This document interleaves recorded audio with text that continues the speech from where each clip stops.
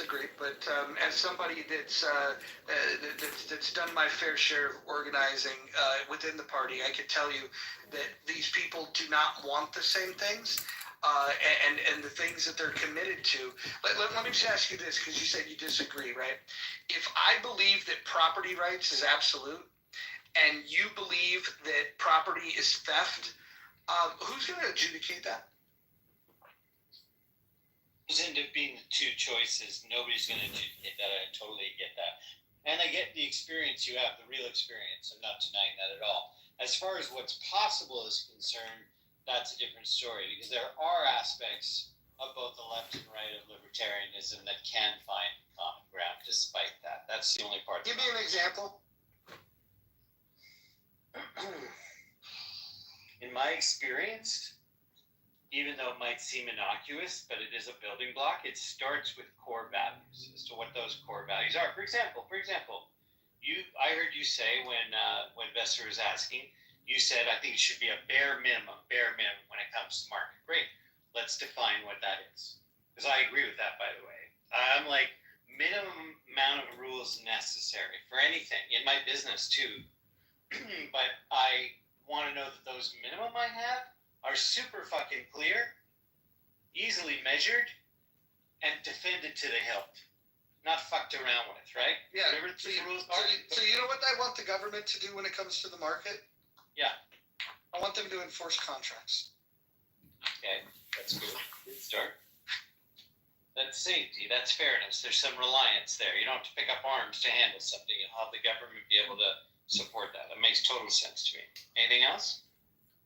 I think if two parties engage in an agreement, I think that that's all that's really necessary. Because even arguments around public safety, for example, if you have a claim that your safety has been jeopardized, if there's a harm that's been done, again, you'd go into that same thing called a courtroom, and you would adjudicate there. If you want to protect against harm, you use the courts. You don't use the legislative branch. Yeah, and that would also go to some standard of responsibility for what sort of things within the community that you live in as an entity. Like you said, like you don't think corporation's a bad thing. Like, I don't know, like without a corporation, mankind was not able to innovate as much since the invention of the corporation. So, I mean, what would you replace it with? Everybody's a sole proprietor, or like what? Wait. Why does a company have to incorporate? Because it's an organizational institution, a private one in most cases, but it can also be other kinds now. But it's an institution created by human beings who associate, organize, and come to some standard of agreement and figure out a way to uphold them, or not if it ends up in the court and all that. Wait, and you're saying that companies can't have mutually agreed upon agreements that are upheld within a court? Like, I don't understand why you. No, I'm actually agreeing with the fact that they can be. I guess I'm not following what your distinction is about corporations. I guess to me, it's still in a capitalist system, that I think can be broader and more, accessibly used by everybody by thinking of it more as a norm rather than an exception that people act entrepreneurially. And you would want to have capital, and you'd want to have entities decentralized. Or number 5.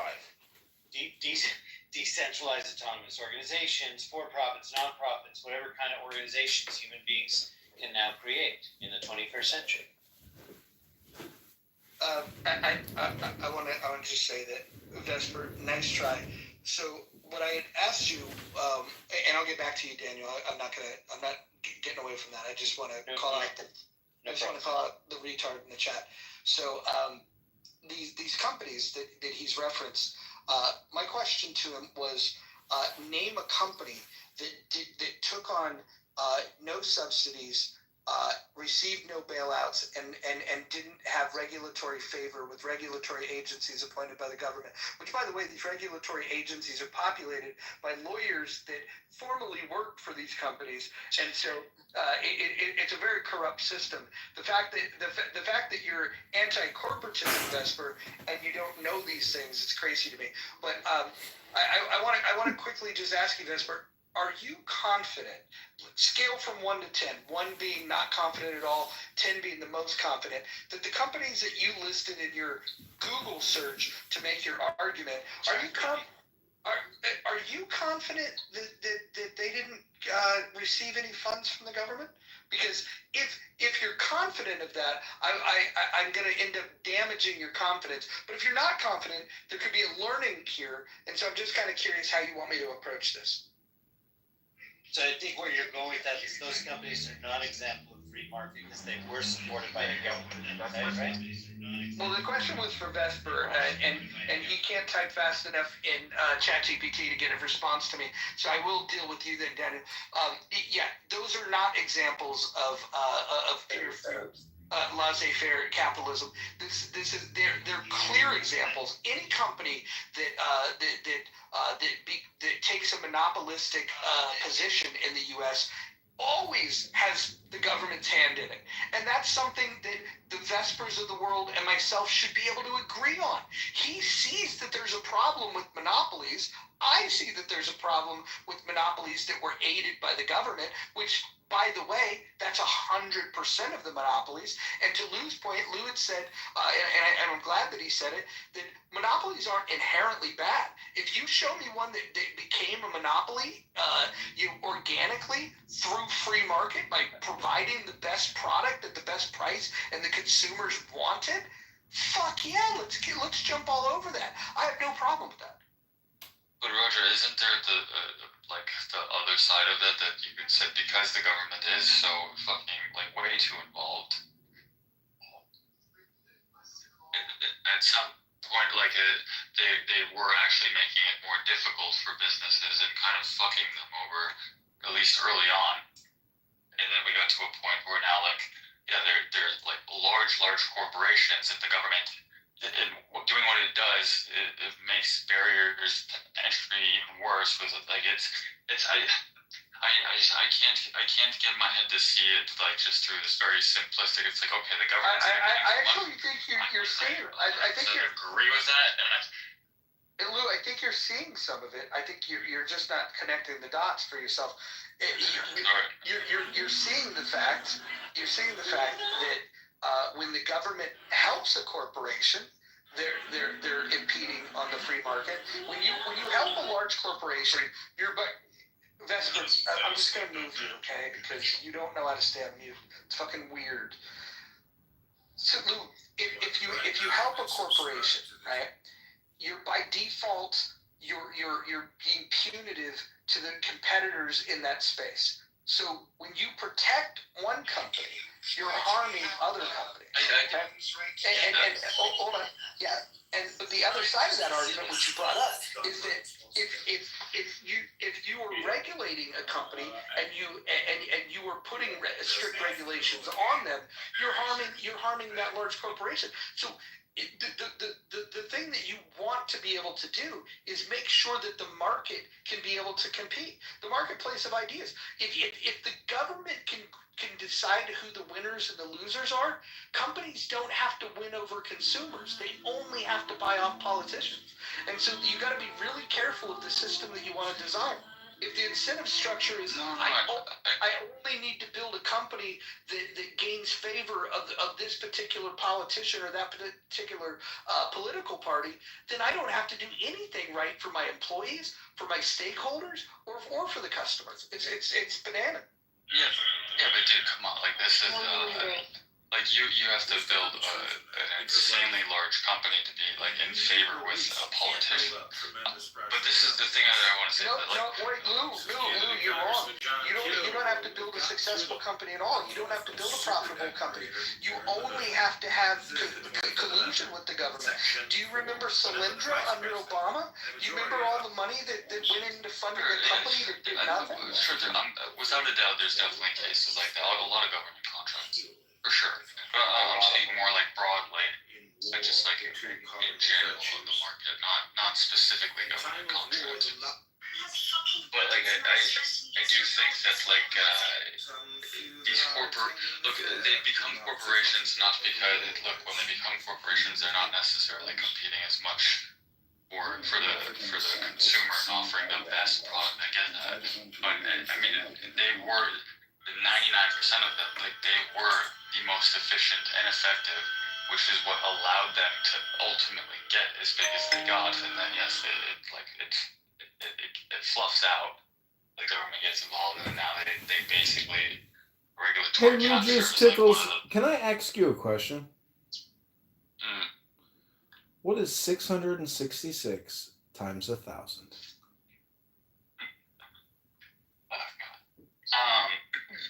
So yeah, like I do think What are you gonna answer? Dude, it's 666,000, Connor. It's a retarded question. You shouldn't think about that. You'd be surprised how many people can't answer that. I know. I know you gotta get a calculator, but still. Yeah. Listen, we're getting a lot of It's heart not even emojis. math, it's words at that point. We're getting a lot of heart emojis from that question. But Lujas Tickles, I just gotta ask one more question. If you were the president or the king of America, what would you do for your people? No idea. I would never want to. America does not have kings. Roger, I mean, you are arguing with a guy, Lou Tickles, who says that It's logisticals. That definitively aliens exist. I would make no one pay for Sundays. Do you think there's no other life in the universe? Are you the atheist? Within the 6 point foot, no, I'm not an atheist. Oh, okay, never mind. 200 billion stars, 2 trillion galaxies, 4 octillion stars, 1.6 planets, 6.4 octillion planets. Yeah, there's probably life. Okay, yeah. Your mom That's was what I said. actually I just said- right. Yeah, you said Your definitive mom was claim. right. Yeah, it's basically it's a guarantee, effectively. All right, let's. Is there a guarantee that they've been here? Well, that's a separate thing. Yeah, but it's well. If we all acknowledge, I would imagine that we're all intelligent enough to acknowledge that the likelihood of life on other planets is almost guaranteed. It's a mathematical certainty. I mean, fold space-time, wormholes, 300,000 meters per second. I mean, you'd have to be one of the two. You won't. I'm as intelligent as you can find average people, and that's understanding myself. But I'm just neutral. I'm neutral on this whole thing. Yeah. Well, hold on. I want to ask. I want to pass the mic around a little bit. Abdullah had a question. I don't know what it was. He asked if he could ask it. Let's get his question. Abdullah, what do you got? Yes, hey, how you doing? Well, I really like everything that you said. I'm actually an accounting student. I'm about to graduate with a minor with economy. We faced some issues when we were studying about economy. We saw that the freedom of the American market is decreasing badly because they are actually looking at other markets in other countries and they seeing that state capitalism is some kind of way working out in other countries. My question is, the reason why I'm asking that is Trump kind of introduced the idea of the U.S. government investing in the stock market. I know it might create a chaos, but I do want to hear what you think of that. I want a complete separation from the state and the market, the same way that atheists want a separation of church and state. That's a good answer.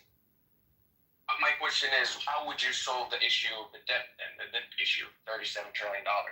Well, the first thing you got to do is stop borrowing, and the second thing you have to do is stop spending. We collect $5 trillion a year in taxes, and we spend $7 trillion. We need to pass a balanced budget amendment. That's first and foremost. We need to stop spending money that we don't fucking have. $37 trillion is the debt that is owed. And as John Kitover can tell you, who's running for Congress, there's $100 trillion in unfunded liabilities. So paying off the debt, I don't think that's going to happen. If we start thinking about, how to solve this problem, we just need to directionally improve. Because if we continue this snowball effect, we're going to get to the point where right now the third largest line item in our budget is the interest on the debt. As we continue to spin ourselves into this hole of $2 trillion of additional debt every year, the interest on the debt is going to become so big that the interest will be the largest line item, which will mean that we won't be able to spend money on the things that we need to spend money on.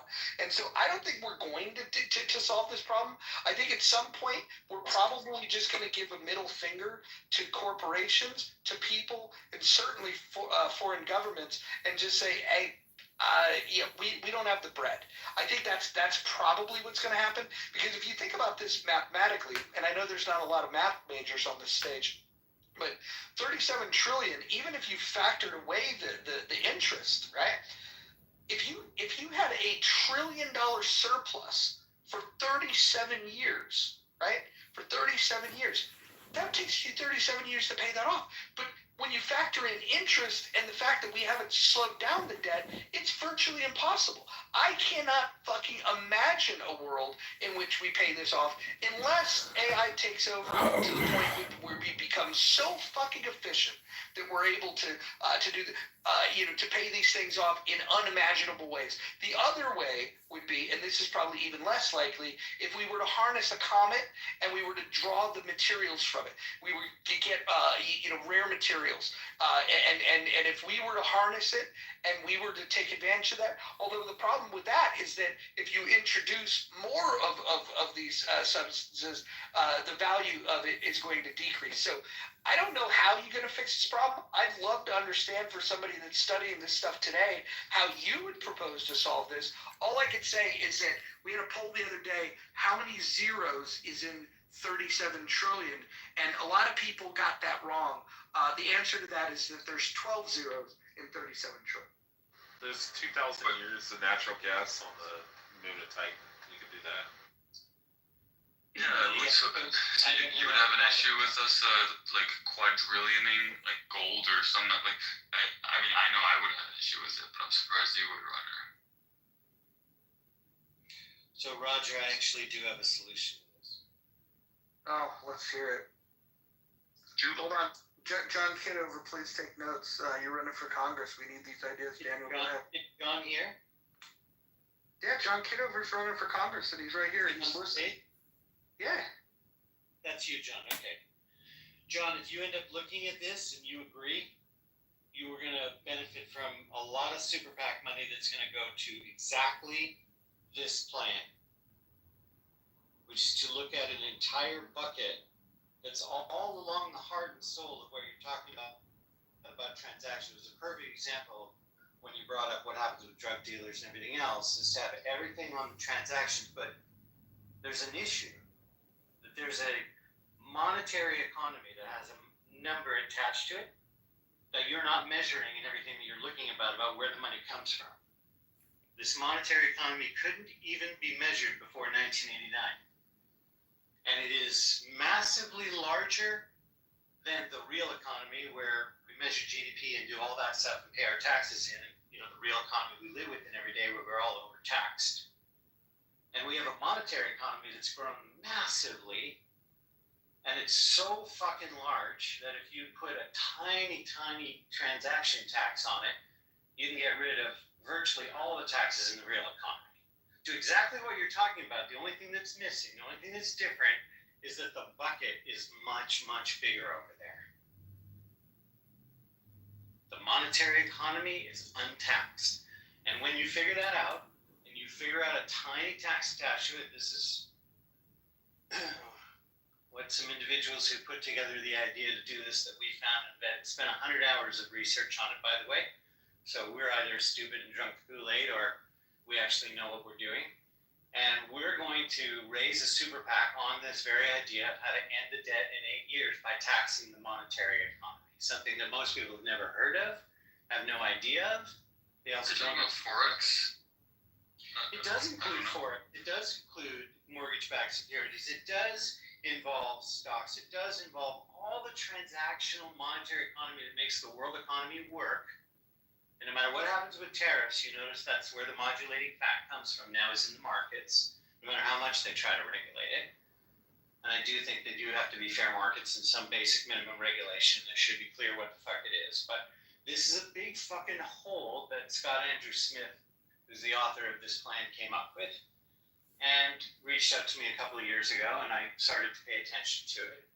And it's 270 times larger than the real economy of the GDP. On some days on foreign exchange, for example, and there's lots of other kinds that we can look at, on some single days on the foreign exchange markets, there's as much past, sometimes more than 7 trillion in a single day. When we talk about 38 trillion or whatever, 7 trillion in a single day. And that's more than the entire New York Stock Exchange an entire year's transactional value. Like, we've invented all these ways to move money in so many different kinds of weird packages and letting all these, things benefit from it. But the systems that it's riding on are getting the fucking free ride. It's not poor people are lazy. I mean, we would disagree on that, Roger, and I don't think taxing more gives them more incentive, but we don't have to agree on that. If we agree on fairness about who's getting a free ride, the monetary economy is getting a free ride on the old world real economy. That's what I think needs to be rebalanced. And if it does turn out to be feasible, fiscally feasible, to actually tax that economy and lower taxes for everything else, you might have a fucking solution. Yeah, I'm going to pause you right there. I know John's probably going to want to respond to that, but I want to say something to Vesper, probably the dumbest person that's in this room. He said, well-governed mixed market systems are best able to pay down national debts. So we have a mixed market system currently, and we have $37 trillion worth of debt. So Vesper, the utilitarian Gnostic atheist, you don't know what the fuck you're talking about, respectfully. But if John wants to respond to Daniel, now is a good time. So Daniel, I mean, you believe in an infinite bubble, because a couple of days ago you told me that you believe that people should be able to request however much money as they want. It's set to an expiration, and the people who receive that money in the transaction, let's say a car dealership, it won't expire for them, but it will expire for the people who made the unlimited request for that money. I mean, that is your economic solution, correct? Am I wrong in what you said? You are wrong when it comes to ending the U.S. debt. These are two entirely different things. That's an experimental in the lab project of how to create universal income without government or taxes. So we're mixing apples and oranges. That's a fantastic idea or not. But what I'm talking about is fiscally being responsible to the fact that there's a gap, there's a hole. Mr. Future Congressman, I hope you are, no matter what your positions are, to understand this. There is a monetary economy and a real economy. The monetary economy has zero tax on it and is 270 times larger. That's a gap. That's all I'm saying. So you're basically, or I don't want to say basically, are you talking about just literally tax transaction, just the transaction purely like Forex? Like you're saying that should be like 4 trillion? Forex and everything in the monetary economy, it's much larger than most people realize, and a tiny tax because it's so much larger, and you'd be able to get rid of all of income tax for sure. That would just be extraneous at that point, totally. Okay, I've done the math on this. I'm not talking out my ass. We spent a lot of time research. I do due diligence on companies for a living generally, so we know what we're doing here financially. And the numbers show. What company do you work for, by the way? What do you guys do there? Well, hold on. Let it finish, and then we can ask some questions. Well, Daniel, question. well, no, it's fine. It's fine. Hold on. Okay. All right. You know what? It's time. It's that time again. Everyone stay on mute, please. Everyone stay on mute. Oh my God. I'm going to read the rules of the room. So, no threats of violence. You're a mental breakdown. Well, kick this. Hold on. If that guy interrupts again, I'm not only going to remove him, I'm going to block him, and then I'll write a letter to Joe in community and have him blocked from every room. Let's see. I talked to Joe earlier, and he was telling him about you. He's sick of you writing letters from, dude. Quit writing letters at Joe, dude. Yeah, okay, got it. This guy, I'm going to write a letter to him right now, but I'm going to write a letter while you're in the audience. But because of you, the whole room has to suffer. This is actually a very effective way to get people to conform. So we want to talk about the rules here because of the interruption. So rule number 1, no threat to violence. Number 2, no doxing. Number 3, stay on topic. Number 4, I hope everybody listens to this one. Keep your shares brief. Number 5, this is another one that you're going to want to listen very carefully. Do not interrupt speakers, especially the mods. Number 6, mods may interject when appropriate, like I'm doing right now. Number 7, the N-word is forbidden on stage and in the chat. This is probably only going to be a problem for Lou. The rest of you are probably going to be good. Number 8, don't spam the chat. Number 9, do not bring drama here from other rooms. And number 10, English only. I think that one's self-explanatory because I only speak English and I wouldn't be able to monitor the chat or be able to do proper moderation if I don't understand what the fuck you're talking about. So I'm going to go ahead and, oh, did somebody want to interrupt me? Who is that? Who is that? Who is that? Oh, all right. So let's go to Daniel to finish up with what you're saying, and then we'll pass the mic around. Thank you. Just simple. I just want to get a discussion out there that there's this gap. There's something called the monetary economy. We can define it. It's not taxed. It's missing a big gap of what could be totally honest, sincere, fair revenue with not much of a burden, and it would clear up a lot of other burdens. I think it's worth an experiment. All right. Let's take a quick little opportunity. Vesper, can you explain to the room what a utilitarian Gnostic atheist is? Why are you hung up on that exactly? Because it's a stupid term, and I want to hear you explain it in a way that would make it you're less stupid. Go ahead. Like, what does that have to do with politics? That's a good question. Economics? It's good. Well, you don't understand economics, so I think this pivot might actually serve you well.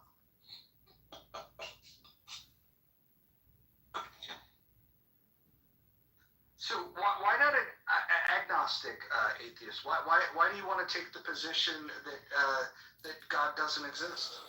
Because I know that. I'm not going to pretend like I don't know that. Oh, okay. So you know that your position is God doesn't exist. So Yeah. when you make that claim, the burden of proof is on you. Go ahead, tell the room your proof. Supernaturalism itself presents a logical contradiction, which means it cannot exist. Nothing supernatural can exist. So something coming from nothing would be supernatural, though, wouldn't it? That might be an example. What do you define as supernatural? Hey, Vesper, before you can definitively state that God doesn't exist, do you think you could just simply solve for Bullitt's conjecture, the Riemann hypothesis? Could you do those two things real quick? It'd be real simple. What Since you're the all-knowing being, Bullitt's conjecture, the Riemann hypothesis, or Riemann, whatever you want to pronounce it. It depends where you're from. Why do I need to know all things in order to know some things? I'm just wondering. I mean, you can't solve for that. You know definitively God doesn't exist. Okay. Well, I mean, you're effectively explaining where all things didn't come from. Or, that's not the right way to say it. The whole universe here, if you're going to say supernatural, I'm not saying that must implicitly imply God. I believe in God, but I get the argument. It's like there not being, but not that there's not a creator. Something set it in motion. So what is it? You're talking about a first cause? I don't believe there's a first cause.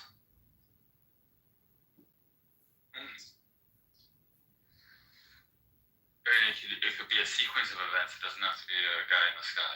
Yeah, I don't believe in causality at all. Don't you know that the singularity is now, and Lou Just Tickles here is one of the foremost Clubhouse AI experts? What? That is not. Lou just tickles. Let me ask you a question, Lou. What's your favorite AI platform at the moment? What are you, like a hard determinist, or You asking me? just not a particular platform? What would be my favorite? Like, are you asking me what model I like the most? I'm just saying, have you seen the This movie platform, right? Virtuosity with the guy from Gladiator?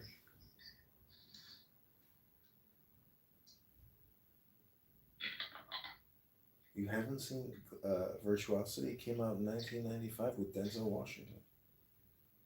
Phenomenal movie. Love me, Denzel. Oh, really? It's got Denzel? Can't go wrong. Yeah, that's not Denzel. I don't think I have. It's Virtuosity. Can you elaborate on the? Riffing. Can you elaborate more on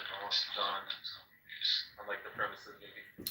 Well, I think, with regards to the title, when you look at the word Gnostic, I mean, that's gnosis, which is knowledge. And, wisdom is the best knowledge. So if you want to know God, you got to know wisdom.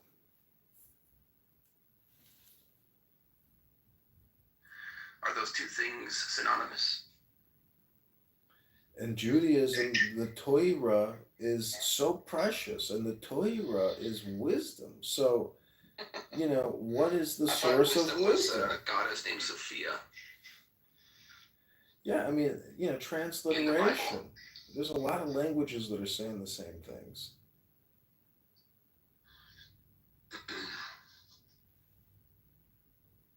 Like Solomon goes on and on about wisdom as a figure, Sophia as a goddess that he's in love with. Yeah, well, Sophia is beauty, which is one of the 10 Sephiroth of the Kabbalah. And, what is the There you go. capital of Turkey, Sophia? So, I mean, it's global. Hey, Roger, I just wanted to say one thing. What you were talking about with the sales tax is exactly what I'm talking about. Could happen, and if we ever want to have a room about that sometime, we could really break it down. There's going to be a very big effort around it. I'm happy to talk taxes. And by the way, the Brain Trust on 4 p.m. Pacific time on Tuesday is going to be having a room specifically about taxation. You should show up for that. What day is that? On Tuesday at 4 p.m. Pacific time.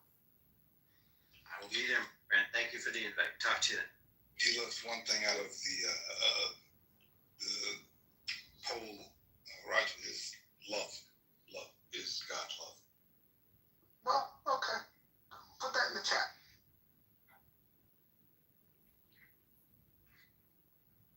But, who here can tell us what a utilitarian principle might be? Is frugality a utilitarian principle? The greatest happiness principle is what utilitarianism is about.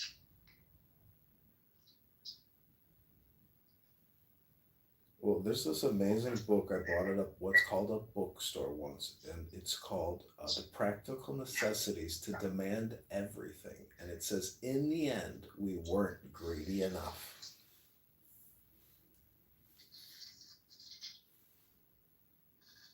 Okay. So, I mean, I'm asking, is it patriotic to be greedy as a nation? No, I would say greed is a vice rather than a virtue. Capitalism tries to turn it into a virtue, though. Capitalism doesn't speak about this at all. You don't think capitalism rewards greed? I think that if you are a good operator, you can be highly profitable. You can make a lot of money, and what you choose to do with your money, you can be incredibly generous with the proceeds, or you can be incredibly greedy. Those are your options. Capitalism is the only economic system that allows you to succeed or to fail. Yeah, like that's kind of my goal, to use capitalism against capitalism. No, so that makes a lot of sense. Yeah. I don't get the people that are like, oh, capitalism's the worst thing ever. I also don't get the people that are like, it's perfect. It's not about being perfect. It's not about being perfect. It's about being just, and more importantly, it's about being better than any other system that we've ever come up with. Now, if you come up with a better system, that's fine. But hanging out with people like Randy McDickerson is not going to help you come up with good ideas. It's all hunky dory if it's equitable and fair, right? See, But it's this gotta is be regulated this in order is to do in order to be that way. this is where I have to disagree with you on that, Mojo. I think capital surveillance or surveillance capital, in terms of having recordings of Rabbi McDickerson, is valuable. To have a sample of something that's living, which is as rare as a star, is a good signature, recognition or recording. I mean, you know, I'm just saying that every man and every woman is a star. So, Are you guys aware that Randy McDickless threatened to rape Anne Hero's underage daughter? You guys aware of that? no, I hadn't heard that one. Yeah. So these are the people. That's so extreme way to phrase it. No, that was what was said. She's also going around calling him a pedophile, which he's obviously not. And so he said, "Yeah, I'm gonna fuck your daughter when she turns 18." Wait. Those type of statements. Yeah, hold on. Let me just explain this. Any guy that would say that clearly is only saying that online. And here's the great thing. That guy will never in a million fucking years ever talk like that to a man, woman, or child face to face. He's the biggest fucking coward on this fucking app, and for whatever reason, you're friends with him. Explain yourself. So I've been to Jordan twice, and I know Jordanians. Hold on. So if someone's going around calling you a pedophile, don't you think it's like a bit ironic that that's what he said back to her? Because that's what she was doing to him. She was calling him a pedophile. I don't remember exactly for what, but nothing to do with that. And so he said, like, I think it was wrong. I told him. Well, I hear. But he said, "I'm gonna fuck your daughter when she turns 18," which we all agree that's legal because it's a magical number. It's here, 18. Everything's legal now. But yeah, she shouldn't have said it. It was wrong. Well, I mean, how do you rationalize death threats all the time? Take contention with it being 18. That's fucking wild. Listen, Pepe says he wants to kill hitchhikers and burn their bodies in acid all the time. 18th birthday, like if you're completely like an adult, or the day before you're not. I think that's silly. It's not really. No, it's just the vitriol and the way you said it. It really came across like you wish it was younger. Yeah. I mean, it makes sense, I guess, why you're making a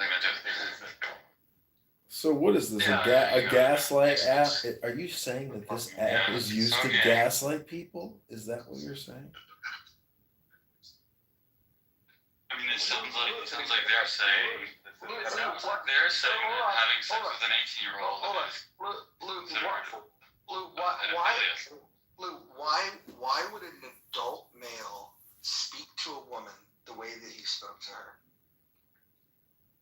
Because he's a pedophile. Look, I have a very different take on Anne. I don't want to be disrespectful to Joe, but like I'm not a big fan of hers. Some of the things that she's done, the way she's acted, and I prefer to just leave it at that. I don't like her. You can not like my friend. We can still be friends. No, well, hold on. You can have whatever grievance you want. I like. Look, this app's gone through a lot. I've had grievances with her in the past, but I also think that I think that she's proven over the last several years on this app to navigate it as a pretty good actor. I think that when she first got on the app, that probably wasn't true. That being said, I think the last 3 years or so, she's probably one of the most pleasant people to be around on this app. And if you have a different experience, that's fine. But even if you think that she's a piece of shit, why would you be friends with someone that would talk to a woman that way?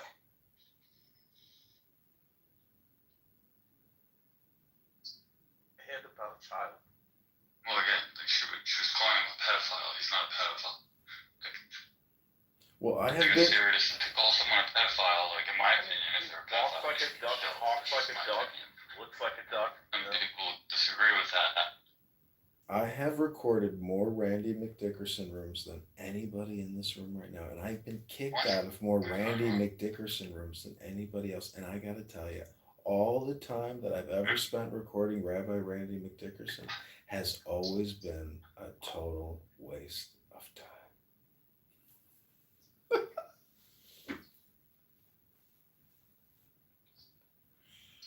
I don't know, man. I just think I think grown men. I think grown men should He's have a troll. He's a joke. Well, no, he's not a troll. When you talk to a woman that way, no, that's not being a troll. That's not being a troll. Being a troll is to you know, it's more of a playful thing. There's nothing playful about talking to a woman that way. To say that you're going to have sex with her daughter, like, why would a grown man say that? Her daughter is 11 years old. What the fuck is wrong with you? Raj, that's why. Well, yeah, it's fine, fair enough. But again, he said specifically when she's 18 and he was doing, she's calling him a pedophile. She's going around saying he's a pedophile. I think both are wrong for doing what they did. There's no explanation. You know, you could listen to 1,000 people on this app and come to the same conclusion.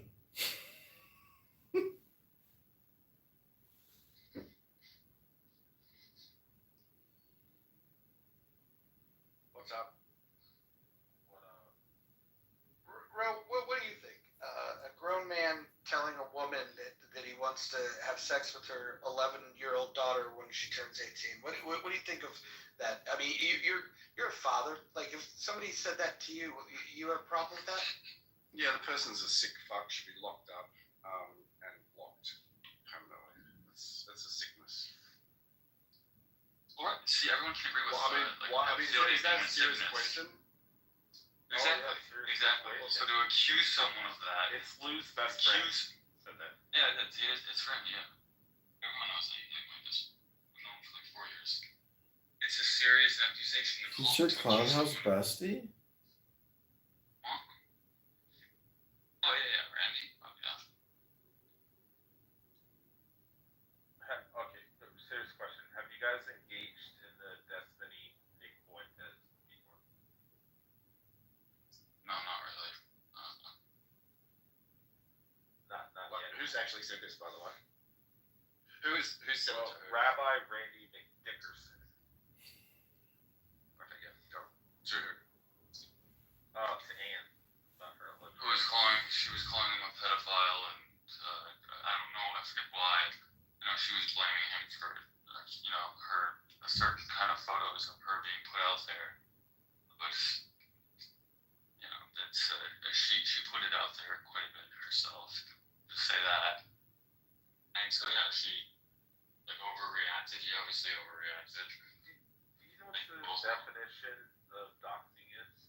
I'll just tell you. It's rhetorical. It's disseminating or releasing and publicizing private and or public information.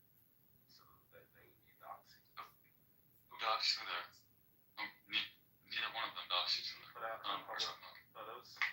Disseminated. No, he didn't. She accused him of it. But that's what you just said. You said she put the photos out and then, you know, or then No. you accused him of putting the photos out or disseminating it, and you said, oh, well, she already put it out anyways. Yeah, so who would be doxing there? She accused him of doing it. Did you not hear the definition? Yeah, maybe I'll say it again. She accused Okay, him. I'll say it again. It's fine. Disseminating private and We'll say the organism environment. Okay, well, guess what? Yeah, Then right. all the things Exactly. She's accusing him of doxing. Does that mean that he didn't? That is the real sense of doxing. Here's the thing. We're all gonna trust. So when Tana, Freedom from being. yeah, fair enough, I get That that. simply involves a change in your thinking. It involves, in other words, you're getting rid of the habit of thought whereby you define yourself as the result of what has gone before. And instead, you get into the more plausible and more reasonable habit of thought, in terms of which you don't define yourself in terms of what you've done before, but in terms of what you're doing now. And that is liberation from the ridiculous situation of being a dog wagged by its tail. If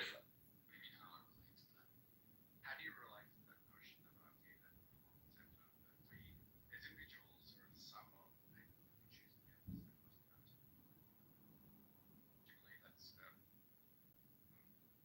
do you believe that's a concept that rings true to you? Is that sort of right? I think people make judgments of other people based on who they hate, but some people are also judge themselves via the paper of the thing.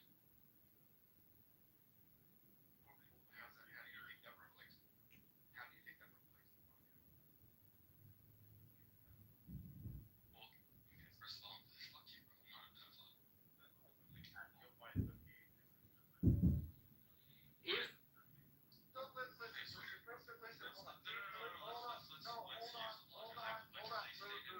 if Lou, I'm trying to tell people not to interrupt you. Look, Lou's not the one that did this. Lou's guilty of having shitty friends, and so he's bad at picking friends. But we don't have to attack Lou for this. But I have no problem attacking Randy McDickerson because he's one of the most despicable human beings I've ever seen on this planet. Prior to this, again, this is your view, but prior to that, my opinion is He's a fucking retard. Have you ever spoken to him? You're friends with him, right? You've heard him speak. How would you rate his conversational skills on a scale of 1 to 10? Anyone? 10 being the best conversational skills. He's got one word that he repeats over and over. He has no personality. The guy is one of the dumbest people that's ever been on this app. And when you try to ask him questions in a debate, he doesn't respond to anything. He's got a one word reply for everything. He's like Rain Man if Rain Man was like stupid and retarded. I know you guys both are like clearly against each other, like on economics and whatnot. But no. Well, there are some things you would agree with him on, Mojo, and some of those opinions deal with Islam. I think everyone who's not Muslim agrees. Islam's not a religion.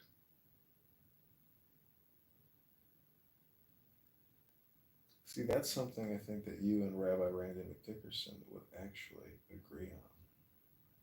Yeah, I don't want to find any points of agreement with that guy. He's also an anti-Semite. Lou, why are you friends with anti-Semites? Can you answer that? Well, I mean, there's a lot of hate in the world, Roger. Why are you friends with people? I can spin it around and say, well, why are you friends with people that want to kill babies? And come on, man, this guy. I don't think Jews are all trying to kill babies. It's just like I don't even know what anti-Semite is. I've been Wait, were you about to say just some Jews? 1, 2, 3. It's more.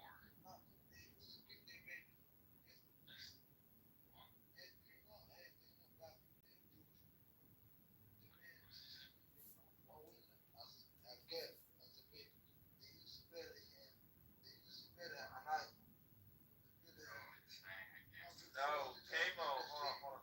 Tamo, that was the Muslim. Monday, I have nothing. To marry their daughters. Subhanallah, that it was the Muslims. What's happening here? What's happening here? Oh, he's mixing up his religions. The Lou, do Muslims I have to read the I think he's rules? speaking English. I think he's speaking English. He's trying to speak English. I'm gonna read the rules and you guys keep listening.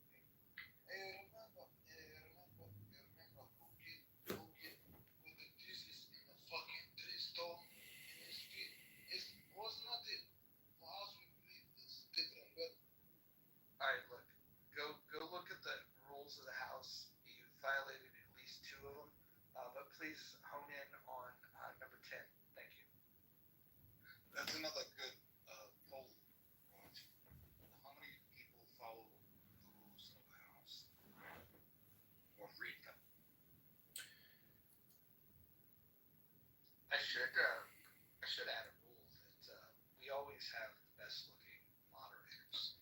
Can I can That's I not a rule, that's a fact. can I just say that having listened to more profanity, more racism, more hate, and more stupidity in the past couple of years out of my entire 42 years of life on this earth, it is almost like Tourette's. I mean, it actually I think could be described as Tourette's in a way because it is so stupid and so much of a waste of time that when you hear people using insane racist profanity nonstop as if they're actually like autistic, Tourette racist sufferers, it is so stupid and such a waste of time that when you listen to it, you're almost like suspended in a state of disbelief. Like, are you people like how? What is the like? What's your environment like when you use the words? What is going through your life that thinks that what you're doing on this app, for like your kicks and jollies or the feedback of it? I just don't see how the feedback of what they're doing is, I mean, I guess it's just a question of like class, But it's like and really bizarre gentlemen. when you talk about when you poo-poo like this app and the people on it, yet you choose to be able to come back all the time. Not just come back all the time, but you record them. Not just listen to them, but you edit them and put it out there like some type of asset for you to be able to capitalize on. It's bizarre. Well, I think it's interesting to document the behavior that you hear on this app, not for any kind of future purpose other than to be amazed at the bullshit people actually say and the bullshit, Well, you are time capitalizing that I on listen such. to it. You are capitalizing on it. I don't see how he would No, I'm minimize it. actually not He's making realized any that's money. what he does. I'm just fully Hang on, transparent and playing a word Talking game. at the same time, one second there. You are capitalizing on Well, this. how am I capitalizing on it then, Rohan? Are you not capitalizing? No, I'm not monetized yet on YouTube. I'm not making any money from this. But if given the opportunity, with having lots of hits on there, you would be capitalizing, wouldn't you? Yeah, that would be fantastic. Thank you all very little. Right, okay. But you have stated before that you would like to be able to capitalize. Yes, 100%. I hope to monetize fully on YouTube across as many accounts as possible. That's why I'll swing it back to you. It's like it's bizarre that you're saying that people on here are inane and stupid and conversations are ridiculously. Well, we're talking about Rabbi Randy McDickerson, and we're talking about T-Robs, and we're talking about Lou, and we're talking about a couple other characters on this app. I get we're getting to like an interesting point which you won't be able to push back on. I get it, but it's like it's bizarre that you come on here all the time. You record people. Yeah, it's a free cast. Have you seen the show Friends? You know how much money that takes to put together? I know it's just troll here. He's a massive troll. That's all. He's just a fucking troll. Rowan, would you also be critical about the person who owns like a slaughterhouse and has a bunch of chickens? I mean, chickens are dumb, and they gain financially off of the death of dumb chickens. I mean, would you criticize them too? I mean, John's just going to say, hey, he's a capitalist. Wanting to capitalize off of dumb people. Yeah. He's not killing the chickens. Yeah, be mad at the chicken farmers. Yeah. Don't be mad at Jerry Springer. He became the mayor. I'm just trying to become a congressman. He also got a blowjob from a hooker. Nothing wrong with that. What's wrong with that? Like, Ro, why do you carry so much, anger for me? I don't think it's anger. Yeah, I just have a level of disdain towards people who choose to be able to record other people without consent. I think it's just a low life thing to be able to do. I'd probably liken you to what I refer to as a mangrove, which is a low life form of vegetation with an indiscriminate rooting system. You don't give a damn about who you fuck over, and that to me is disdainful. He's not American, John. He doesn't understand freedom of speech. But see, if you think a mangrove, nest of trees isn't intelligent and that it's not natural, well, then I don't think you understand, the significance of the mangrove. Oh, yeah. I mean, it takes an entire ecosystem for like billions of animals, maybe.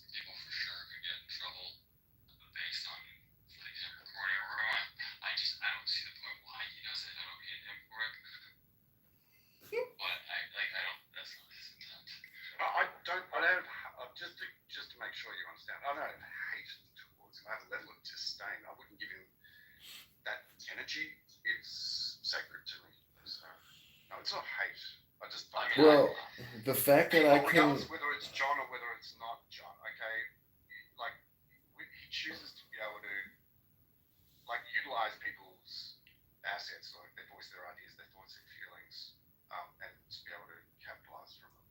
That's not without He's not capitalizing. Wait, do you hate the founders of Clubhouse then, Ron? He has the intention of that. He had the absolute No, intention. the founders of Clubhouse. Do you hate them for doing the same thing? I've signed in for what I know that I've signed in for. I just think it's funny that you think I'm. Public social media app, talk about like people's childhood issues on a public social media app with like hundreds of people in the audience that can all hear you, and you're like, but this one guy's like disseminating it over the internet. Oh no. You know, it's funny is you have disdain for me. Hold on 1 second. Hold on, Lucius. Hold on 1 second. He's addressing his disdain for me, and I gotta say, if you watch my stupid videos, they're not even that good, and nobody even watches them. So I'm just, so concerned, or really don't care that you don't like my videos and you disdain me. But I don't know. Have you heard my latest banger with Amir and whatever that other terrorist? What the fuck, Dean? Oh yeah, look, Dean. I don't watch your videos. I know it might upset you, but I don't watch your videos. I've seen a couple of them. I think it's disturbing that you're actually doing this, and that's your issue to be able to deal with. And like we've spoken about this before, and it's like, if you choose to be able to use this in a way that actually benefits society by highlighting people like Samir and just do that, then yeah, great, all for it. But that's not what you're about. What if That's not your people intention. don't have this app and they just genuinely enjoy listening? I mean, I was in his room yesterday and he had like 190 people listening to our room and on one of his accounts, and people were asking, "Hey, what's this app?" And they're like, "Oh shit, I'm gonna go That's download it." bots. It's mostly bots. No, it was genuine people because they were like, "Free Palestine, fuck you." No, that's bots. Stolen valor guy. Like yeah, then you do it. I Legit. Question follow a couple of his for John. John, how many hours do you spend in Roger's room, Ojo's room, a day? Oh, I mean, it's as soon as I wake up till actually, I don't stop it, because when I go to sleep, I let it run, and then I reset it at about 10 a.m., 11 a.m., 12 a.m., whenever I get up. Okay, and then you do this in other rooms too, the same amount of time? Yeah, like 12 rooms simultaneously. Hold on, let him talk. No interrupting. yeah, I'm just saying that Amir, the terrorist supporter and potential terrorist, and his terrorist promotion room, I record them all night, all the time, and I just love the feedback. There's like one or two. Is it 3 rooms or is it just these 2? How many rooms? Bro, it's like No, I didn't ask you, Lou. I didn't ask you. It's dozens of us. He's got 60 I didn't ask anybody but John, so you're not following the rules. The easiest way to answer these questions is to spend 10, not 11, 10, not 9 minutes on my YouTube channel. The link is in my profile. No, I'm not interested. I'm just asking you a question. I'm just curious. I'm not trying to be. I'm not. Why don't you shut the fuck up? Yeah, it doesn't make any sense. Got like 5 different people telling you what the answer is, and you want to hear it from them. Yeah, okay, so Tomac, you might want to know that it's not about like 1 room, 2 rooms. He has 50 cell phones. Oh, yeah. Thank you for like putting some context on it. It's not a matter of just 1 room here or there, whatever. Literally over 50 cell phones, actively doing things. It's bizarre. It's almost too fed to be a fed. That's how you know he's not a fed. It's just too fed-ish. Oh no, I was a Fed up until May of this year. Federal government, but you know what I mean when I say fed. Well, I worked for one of the largest federal agencies with a $70 billion a year budget, employing almost 80,000 people, enforcing one of the biggest shakedown operations in human history.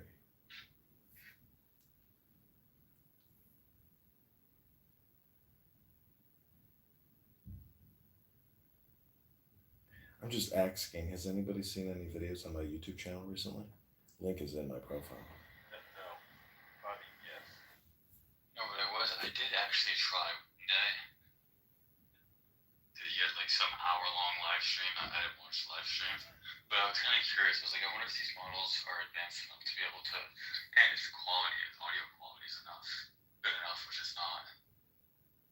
Hold on.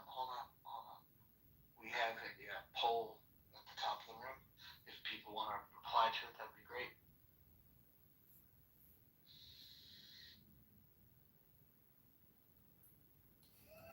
Oh, look at that, he's winning. He's winning. You're winning the election, John. Good job. Well, what is 1 times 100,000?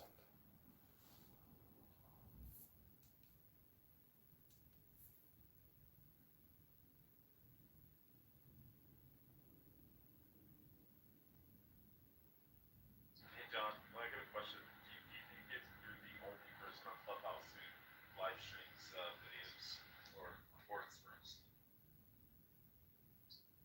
No, if you go on YouTube and you actually spend a little bit of time researching, for many, many years, people have been live streaming and screen recording and, you know, doing a concerted effort to put Clown House onto YouTube. And What was his name? Rabbit something? yeah, I actually do look at that Tom Rabbit account, but it's just like listening to Clown House, and it's like him doing a lot of work creating those videos. And I think he's got 8,000 subscribers, but, you know, I just can't listen to that shit. I'd rather come here and have a live conversation.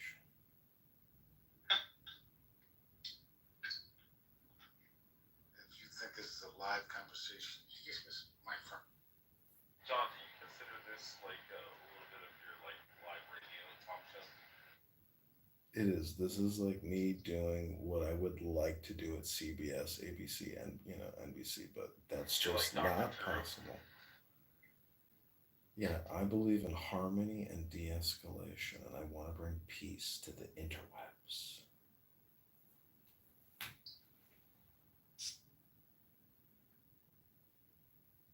You really believe that, John? You really believe that? Yeah, breathing. Wait, that's what I It's want. called Yeah, he's a breathing. Taoist. He believes it. You really believe that? You really... It's the truth of the earth.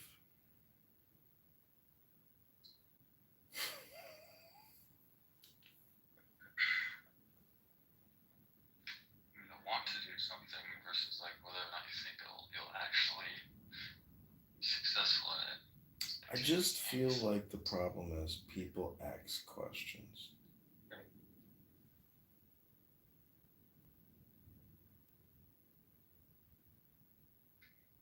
So the problem was that people don't read books. Well, if you read the books, it teaches you to stop asking so many questions. Yeah, you clearly never looked at John's live stream. Like, this guy's fucking, he's like, in my opinion, he's the most intelligent dude on the set. I'll say some insult back to me, he's very intelligent. But we somehow caught him in that, like, not roll mood. Like, you sound kind of high on mushrooms or something. Steroids. No, it's just What are you like talking to me or him?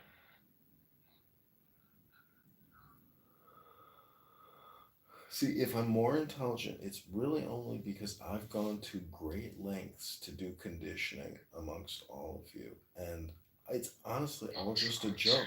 No, it is. It's all comedy. That's what I don't think people understand is everything I'm doing. Well, your comedy's horrible. Well, that's okay. You That's know, not what the criticism of a comic, the point is, I agree with you. I think a lot of it is terrible comedy, but that's why you realize that everything is basically clips and compressions.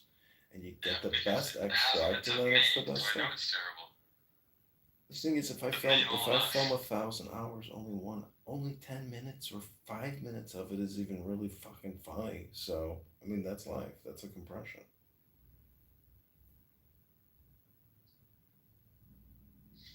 Wait, you said it's about you?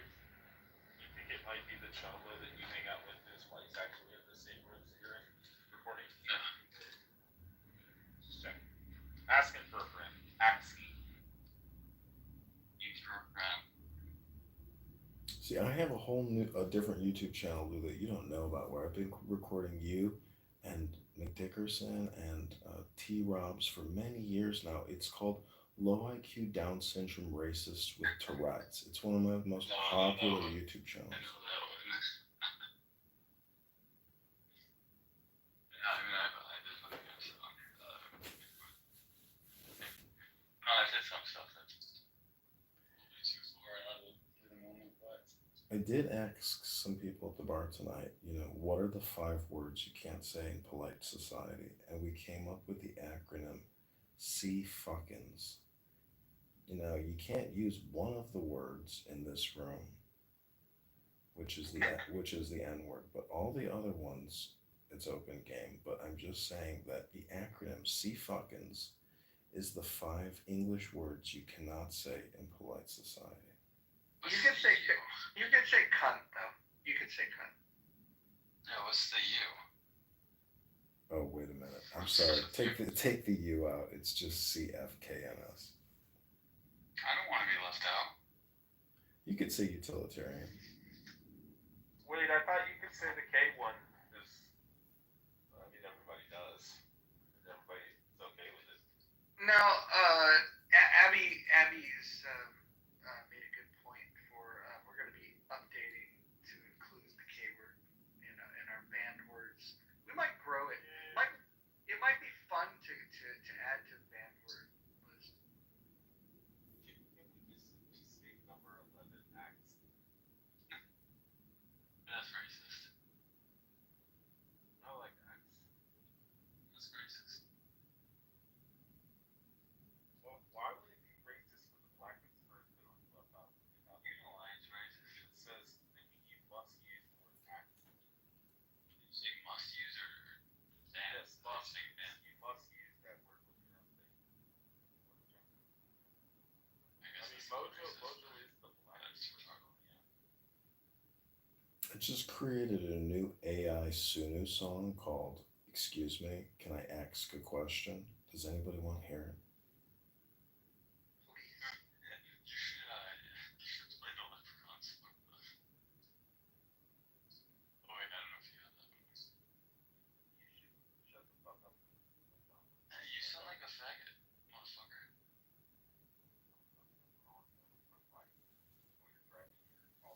That's amazing. That's amazing. But why can't you faggot? Yep. AI You ass. don't hear the name. I'm curious what the K is. Oh, right. No, you can't say the K word. That word has been ruled illegal in the MUF.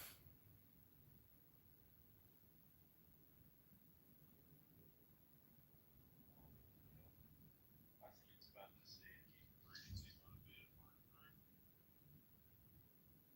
I feel like you're about to say one of them. I'm definitely not.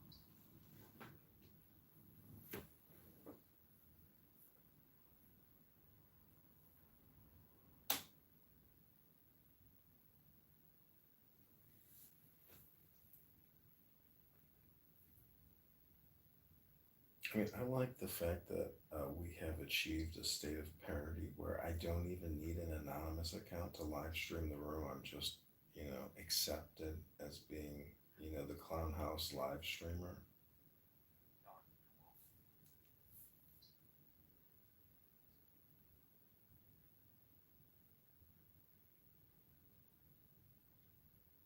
I mean, do you think people get a kick out of knowing that they're on my YouTube as opposed to saying, I disdain you? Do you think some people are like, I think it's hilarious that he's recording everybody, and like that's me on that video. I think the driver enjoys it. I don't know if he's still awake.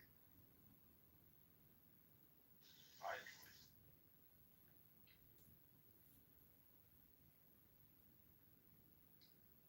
I feel like it doesn't matter.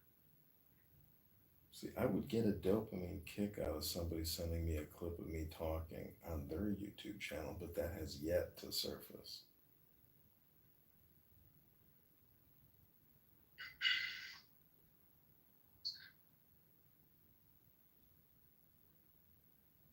I think eventually people will realize how much AI is advanced, and that's when they might use longer uploaded videos.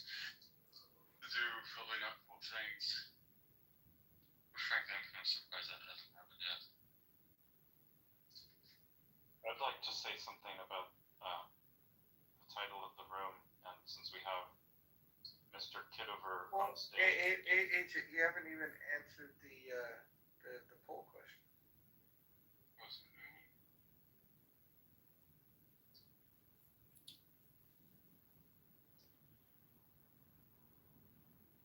Okay, I answered. I just think, yeah, John Kitover, he's violated certainly ethics, if not laws. I think many people, I think, have cause for civil suits against him. Some I know have explored that or looked into it. And I just hope karma, one way or the other, catches up with John Kitover. And, maybe that will be a legal karma, or maybe it'll come in another form. Agent, hold on. Listen. As the most trolled person on this app by John Kitover, I understand why you might feel frustrated, but once Clubhouse made the decision that they can create anonymous accounts that cannot be removed from the room, Clubhouse has said that this behavior is okay. And so at this point, even if you have agreements, and I still have a couple of issues. Here's the issue that I have. Like, let's say if you had somebody that's like, I don't know, let's say they've got a profession and they've got I don't know, let's say they've got their own YouTube channel and they're out there trying to do things, and then John, when you put their name as the name of your title of your videos, or maybe even the title of the channel, I can understand why some of those people, and those people, like, that's probably the best grievance that I've heard, because then they feel like they have to go and create more content to be able to push that down, so in case, like, somebody does a search, they don't find your shit doing, what you do with them. So I would just ask you to consider that respectfully. But I think that, Agent, to your criticism of this, I don't think that you've adapted to the new world, which is streaming these rooms is going to happen whether you like it or not. And you can question the ethics of it, but when you start balancing the fact that he will why is this person not on mute? Jesus Christ. When you start balancing the fact that he would stream a room where you may speak in it, and maybe you would have wished that he didn't, against the fact that that he's streaming terror sympathizers that are potentially terrorists themselves, that might even be plotting terrorist attacks, and he's streaming it, and this is now accessible for law enforcement agencies globally. I would actually, I'm now in the camp that with all the trolling that he's done of me, all of the inconvenience, all of the times that I've asked him, like, hey, can you not? We have no replays on. We'd rather you not. At this point, I think not only does the good outweigh the bad, but I think that potentially he's got the ability to emerge as a hero. If there's an arrest made of these people on Clubhouse that are talking about their advocacy for terrorism, I think John becomes a hero. I think he can be praised publicly, and it would be worth it. And then what's the counter to that? I was inconvenienced because the stupid point I was making on Clubhouse was streamed to 100 other people. I think the good outweighs the bad. I am the modern day Travis Bickle of Clownhouse. That's a reference to Scorsese's Taxi Driver. He's also not funny. I've never heard him say anything funny. Comedy is subjective. I don't think he tries to be funny. This is so bizarre. I think he thinks he's funny. No, I think he enjoys irritating people. I'm not gonna say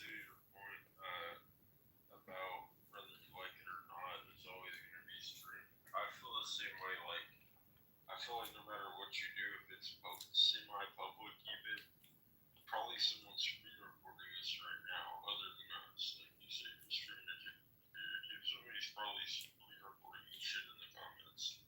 I saw a screen recording of a video of someone getting their ass whooped on live, but it had 6 viewers.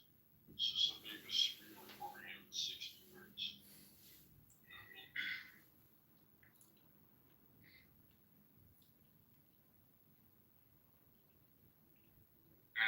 I think if you wanted to like blackmail someone or fuck someone up, I mean he has the content. It's not loose. See, you think I have the content. Like, there's nothing really there that I've recorded. I think I'm more of a mind virus because, this is an audio app, and you give me more credit than I'm due. Because if you really do just a quick survey of my, 30 YouTube accounts, you'll rapidly get burned out and leave. So it's not actually very hypnotic material, and the subscriber counts don't complement what I'm doing. So it's almost just like a personal vendetta now against people who like to waste their time and have useless conversations. I'd like to hear Agent. Can you make your strongest critique of this, which I might have agreed with prior to the app making its changes, but Agent, what's your biggest objection? He has violated the ethics. It's not about the morality. It's not about the legality. I just think, or let's call it etiquette. People repeatedly have asked him politely, who've been mods like you, top left mods, so many people and so many other people who we enjoy, people I consider friends, have politely requested that hey, can you just not stream my room? And he refuses to stream. He does not respect them enough to comply with their requests. And when so, he so gets Agent, so that's Agent, number one. Hold on. I just want to say that that I've expressed frustration, but what would you say now that Clubhouse has granted a feature where a person can toggle to anonymous mode and the moderator cannot toss them from the room? So even if the room was in agreement, hey, do we want this to be streamed? And we're like, nah, probably not. Okay, great, let's remove them. I used to have that ability. You could ask John. He's been tossed from my room many times and blocked with all of the accounts. He's probably amazed by how quickly and how easily I used to spot some of his accounts. It was a game of cat and mouse. It was catch me if you can. But my question for you is, now that the app has made this modification, saying that they want this to happen, they're not saying that it's not that it's. They designed a feature that people get to pay for that gives you the ability to do this and restricts the ability from the creator of the room to do anything about it. So now knowing that Clubhouse has done that, what is your thought about that? Well, I am disappointed by this product decision by Clubhouse that has. I don't know if they thought about it this way when they made the product decision. I think they thought of it like, I've been blocked from there are many racists and bigots on this app who block me from rooms. And, so anyway, if I wanted to pay, I could sit in some other rooms. That's one thing. I still think it's about etiquette of streaming. Even the racists who block me, it's like, it is just poor etiquette for if I were to stream those racists. But you could go to my YouTube and get access to those racists, so you don't have to pay the $5 a month. It's a service. I'm providing curated content for your enjoyment. It's the same content you're getting here. I'm just distributing it now. It's the basis of capitalism, competition. I mean, I don't think I just don't like this guy. so there. You could have just said that from the outset. You could have been like, I don't like John. There you go. Yeah. There's only one logical argument against it, is that John hasn't paid a licensing fee to Clubhouse. That's it. I mean, outside of that, I think your he's just an emotions, your asshole. feelings, all that shit doesn't matter. It's not illegal, and there's nothing unethical about it. We give up our data all the time, every day. Right now, your ISP has your data. So, I mean, a lot of this has been fake outrage for many years about it. But I do live in a state where, I can record conversations I'm part of. Now, you can make an argument that maybe he eavesdrops in conversations that he's not part of, and that would violate eavesdropping laws. But outside of that, Agent, you really haven't made any good points. Now, I'm giving you the 2 points you could make. Welcome I'll to the add them stage, to my list of Marvin. points. I mean, you're all making good points. Anyway. See, No, I'm let's just say welcome to the stage, Marvin. You gotta also understand my perspective. Like, I welcome any lawsuits against me with regards to what I'm doing, because I think whoever brings suit against me would be wasting their fucking time. And most likely, those people probably also might waste their time in other ways. Go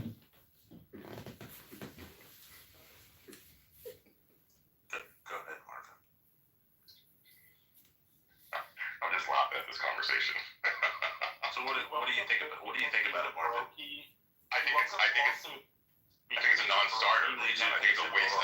Agent, I think it's a good Marvin. I think it's a non-starter, waste of time. I think there are more interesting and important things to discuss. Because bottom line is, it's an opt-in platform. It's not. This isn't your private conversation in your house. That's it. Full stop. Thank you for that, Marvin.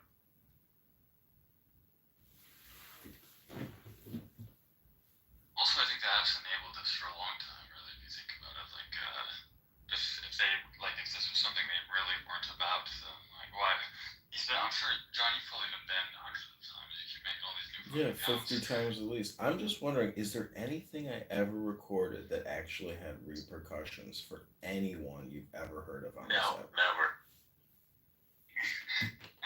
It's only because you have so many fucking recordings, nobody wants to sit there and go through all of it. I know someone who now, when you Google their name, it shows up as the top thing, and they don't seem very. You should pull that down. It doesn't reflect well on them because you caught them in a bad moment, and they didn't know they were being recorded.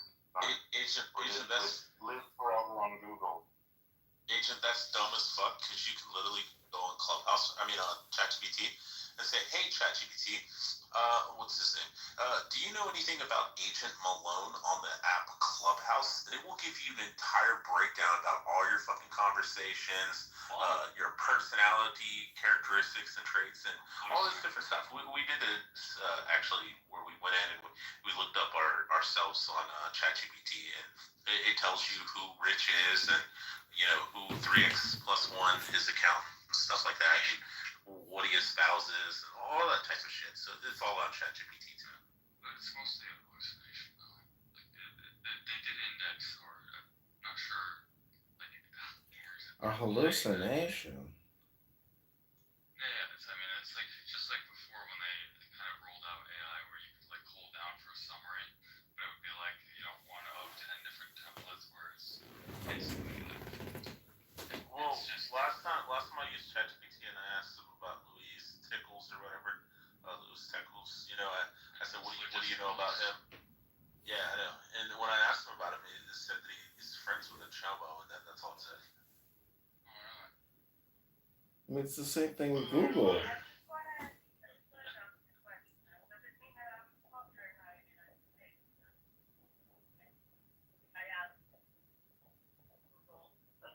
you got a bunch of wind noise.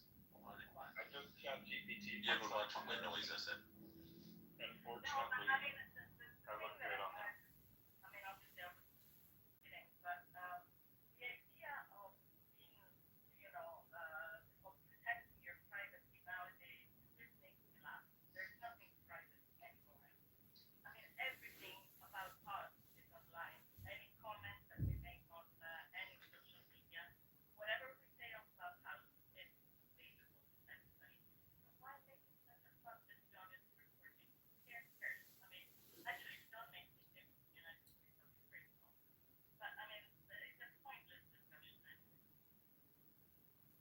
Well, Jeffrey Epstein said it's not what you know, but who you come in contact with.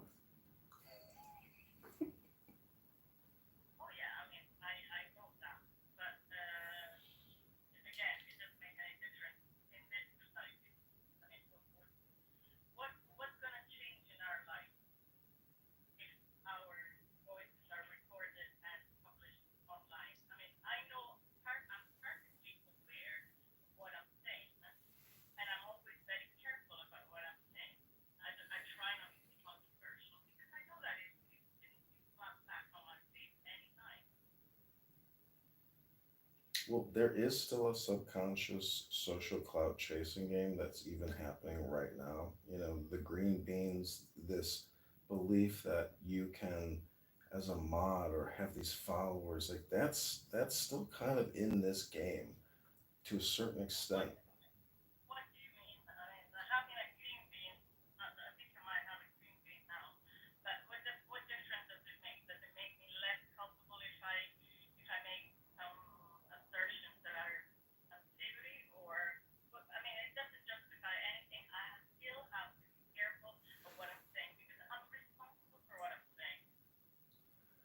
No, no, 100%. I'm just saying that it's like an illusion that green bean or this social club means anything. I mean, not really, because in terms of mass communication, like technically, like all the accounts that I've had deleted, big accounts deleted, it's like it'd be cool to have an audience, but even when you have thousands of followers on this app, if you create a room, it's like still nobody even comes in.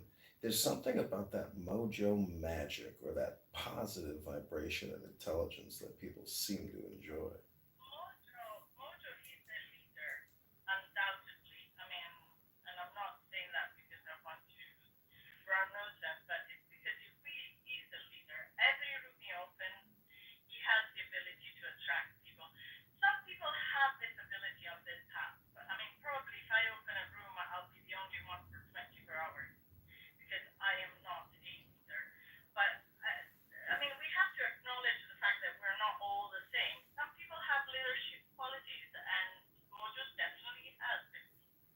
Yeah, so John, I just looked on ChatGPT. It says Congressman John Kitover has been active on Clubhouse, particularly in political discussions and debates. There's even a video titled "Political Theater Clubhouse Democrats versus Congressman John Kitover" on YouTube. It seems he's quite active in political conversations on the platform. So even ChatGPT knows everything about you, John. They don't know everything about him. That's nothing about him. I look I myself up guarantee and if I there's nothing continue about him. asking questions, it'll continue giving me more information. Go Okay, go why don't you ahead, ask him Double more Agent. questions? Share some more No. secrets I will about not me, Double ask. Agent. I will ask a question. Well, what do you know about me, Double Agent? Go ahead and share something about me that you I think is don't care about you. controversial.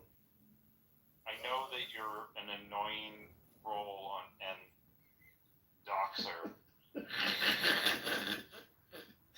Is that my life? Is that my career? Is I'm an annoying person, a troll, and a doxer? Like, is that a career actually? Like in some handbook somewhere? You should put that What in do your you want bio. from me? John, put that in your bio.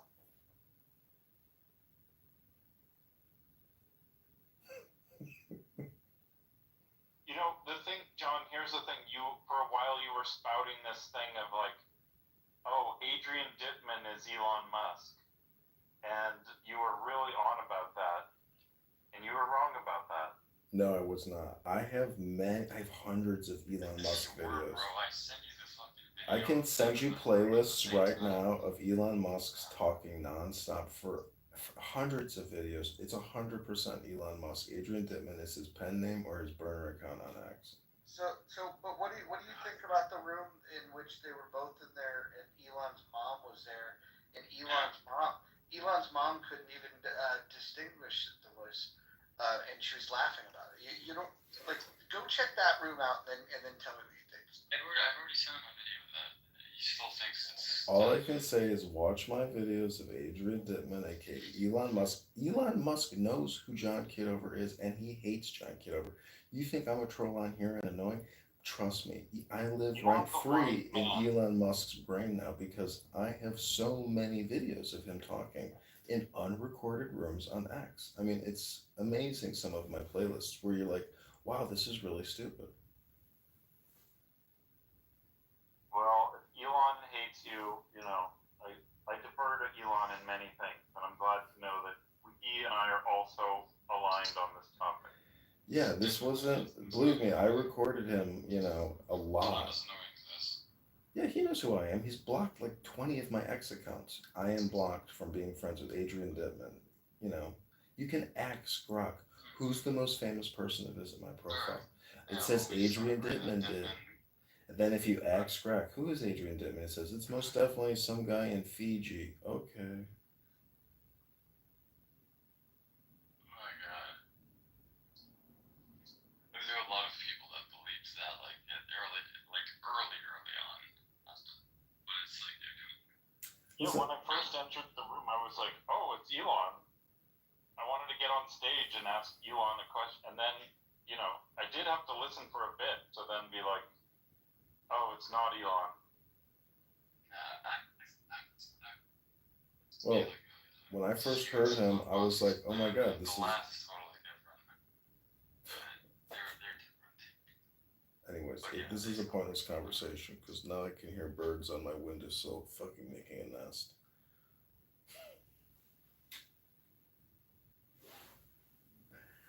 I mean, I've had this conversation a gazillion times. It's the same thing, but I could show you the playlist and you'd be like, yeah, that sure does sound like Elon. John, who's your favorite lefty to stream? I like Goat. He's definitely my favorite target on this app. He is a target-rich individual. Wait, not Beam Monk? No, I find Goat to be particularly obnoxious in his snobbiness.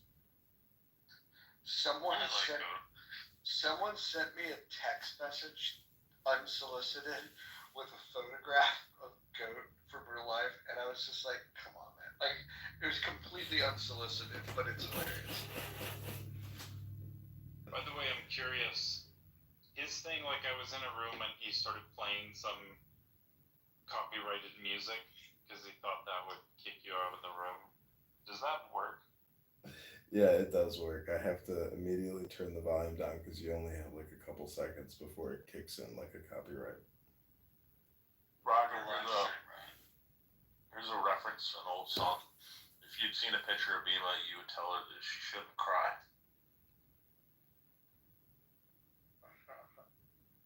Hey, girls. I heard she left the app. Yeah, her boyfriend. Well, her boyfriend is married to another chick with kids. He's kind of a dick. Is it a throuple? Who's this Bima, you said? No, he's supposed to be leaving her, but it's one of those things where he's a truck driver, and she's like the side chick, and she doesn't want to accept it. But he tells her all the time, "Oh, I'm just working through the divorce, baby, and then we can be together."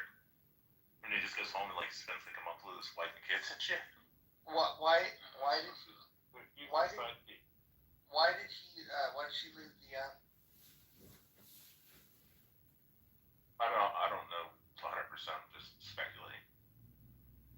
I just want to go back to what Agent said, that I am a doxer and an extremely annoying person. And I just got to say that if we had a lot more Congress people and senators who were like that, we wouldn't be in the fiscal crisis we're in right now.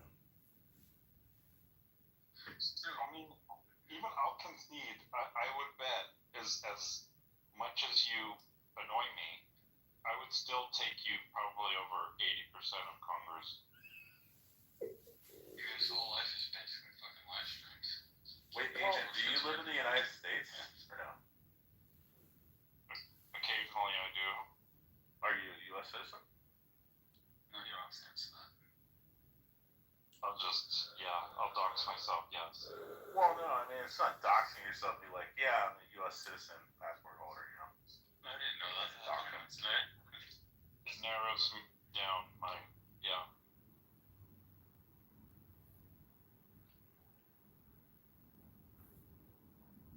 I will not be voting for John Kitover. Well, then you gotta fork it over.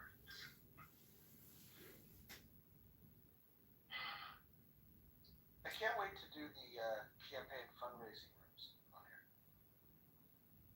Yeah, we've got a new campaign website popping up soon. We're using the same platform that Thomas Massey is using. Wait, what did I make up? Nine and Randy. Use an anecdote.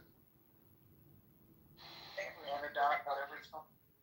Yep. Was that not? Yep. I mean, honestly, that makes it so much more frustrating. You actually you're aligning yourself with one of my most favorite congressmen. Wait a minute, guys. The moderator was talking. What'd you say now? Your story about Lima.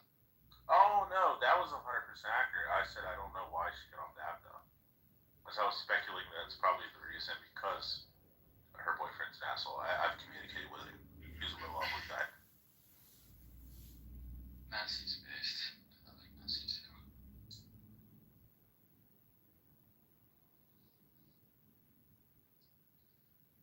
Dude, I like him. I mean, I liked him a lot, and I saw this like interview with him recently, something piece on him recently. He lives in like the Senate parking lot. He just has like a camper van, and he lives in that because he just does. I don't know. He just doesn't want to have. And he's got like solar panels on that thing. He's got raw milk that he drives in from Tennessee or wherever. And then back home on his like homestead or farm or whatever, he's got cattle, he's got chickens, and he's an MIT electrical engineer, and he built all these automated systems to like take care of his chickens and things, like just automated farming while he's away. And he also has these like he has a debt clock that just constantly is like counting and syncing up with. It has Wi-Fi. It's a piece of electronics he designed himself, and it's just a debt counter. But anyway, he's an incredibly admirable person, and he also is the greenest member of Congress as far as his like carbon footprint and all that. Nobody cared about that last part though.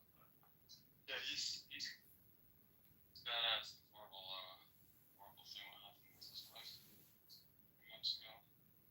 Wait, what happened? I didn't hear about it. His wife died. Oh, that's too bad.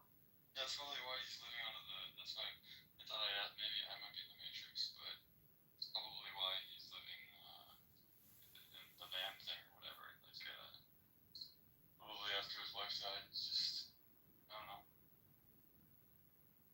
Yeah, he's very successful dude. Very smart guy.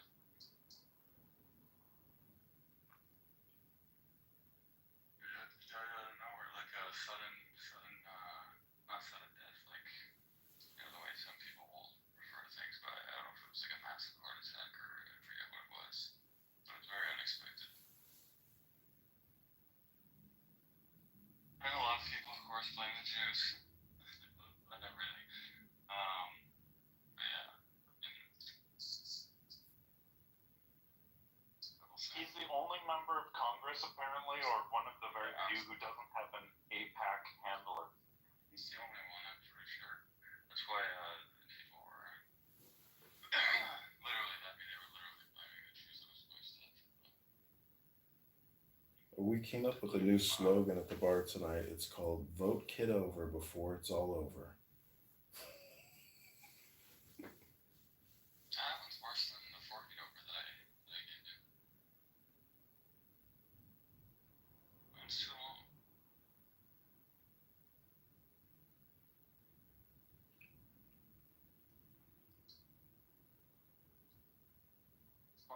He was saying that, like, yeah, every member of Congress, they'll have and then they'll be like, oh, I have to talk to my APAC guy.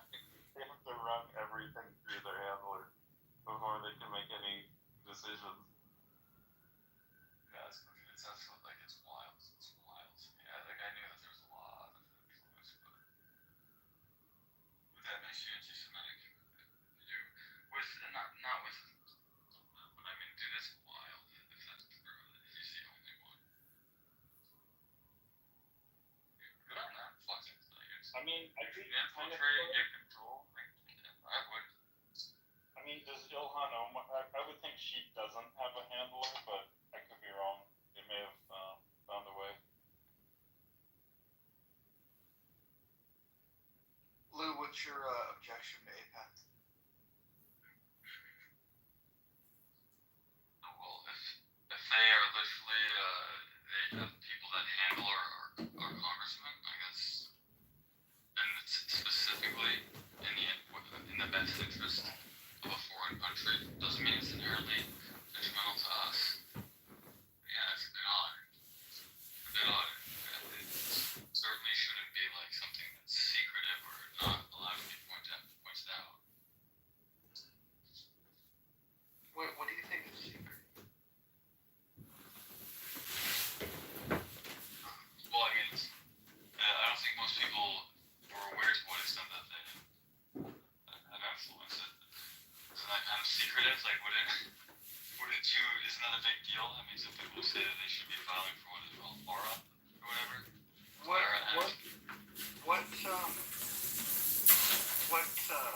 lobbying group do you think spends the most money trying to buy influence?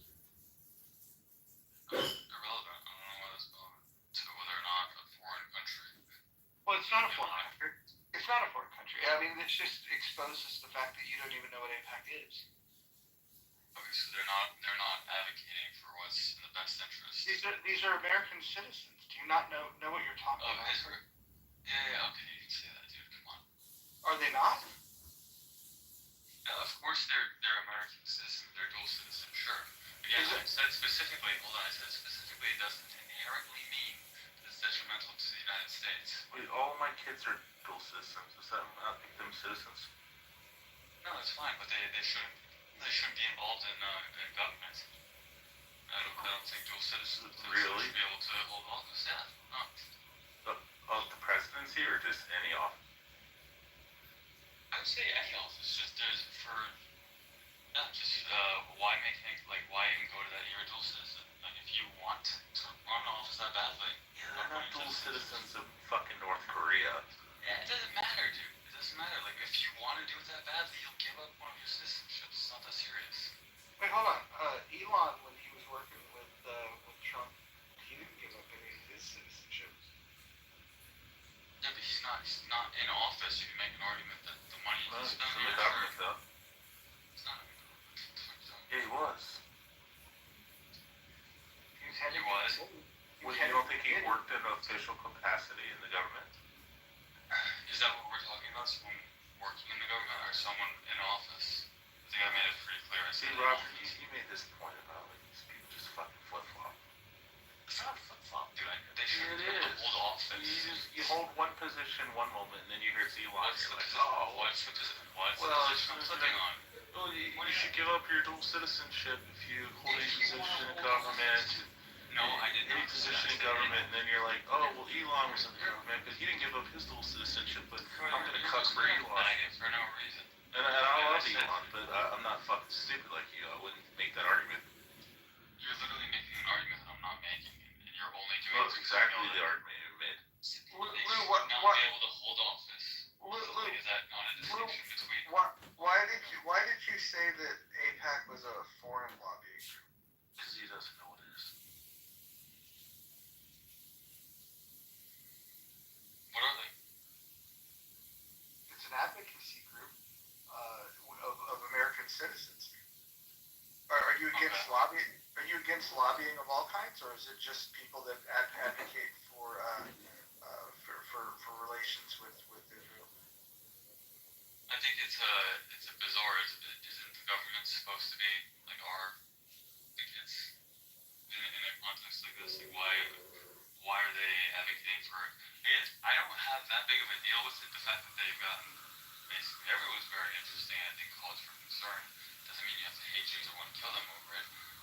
But the idea that this should just be like, shouldn't even be like suggesting that maybe you oppose Israel for some reason because they're asking this question. Like, that's ridiculous. Well, Lou, let me ask you this. Name another lobbying group that you dislike. Why do I have to do that? Like, I don't know anything about lobbyists. I know about this one. Oh, for a very specific reason. So you're only aware of one lobbyist group, and it happens to be American Jews. Just say the word, Lou. Just say the K word. Good. Yeah, I'll say American Jews. I don't think put America first. That's fine. That's why they have their own lobbyist group. Sure, they can have a lobby. Why are they representing or having a lobbyist group for all of the government? Like, hats off to them for being able to do it genuinely, for like the level of being able to influence and genuinely, like, it's a level of strategy that they're unbelievably good at. But like, yeah, no, I think it's ridiculous. I think it's absolutely ridiculous. Okay, but just to be clear, that's the only lobbyist group that you're aware of, and it's the only one you oppose. Roger, there are other lobbyist groups that compare to them with regards to specifically representing a certain group of people, specifically with regards to their dual citizenship in their home country? Like, is there a Russian lobbyist group where they only represent Russian Americans? And it's to do what exactly? Like, I'm not sure. Yeah, let me go get you a list of American lobbyist groups. But just to give you a little bit of information, the largest lobbying group in terms of membership is AARP. Are you against AARP for any reason? You just call me a fucking anti-Semite. It's fine.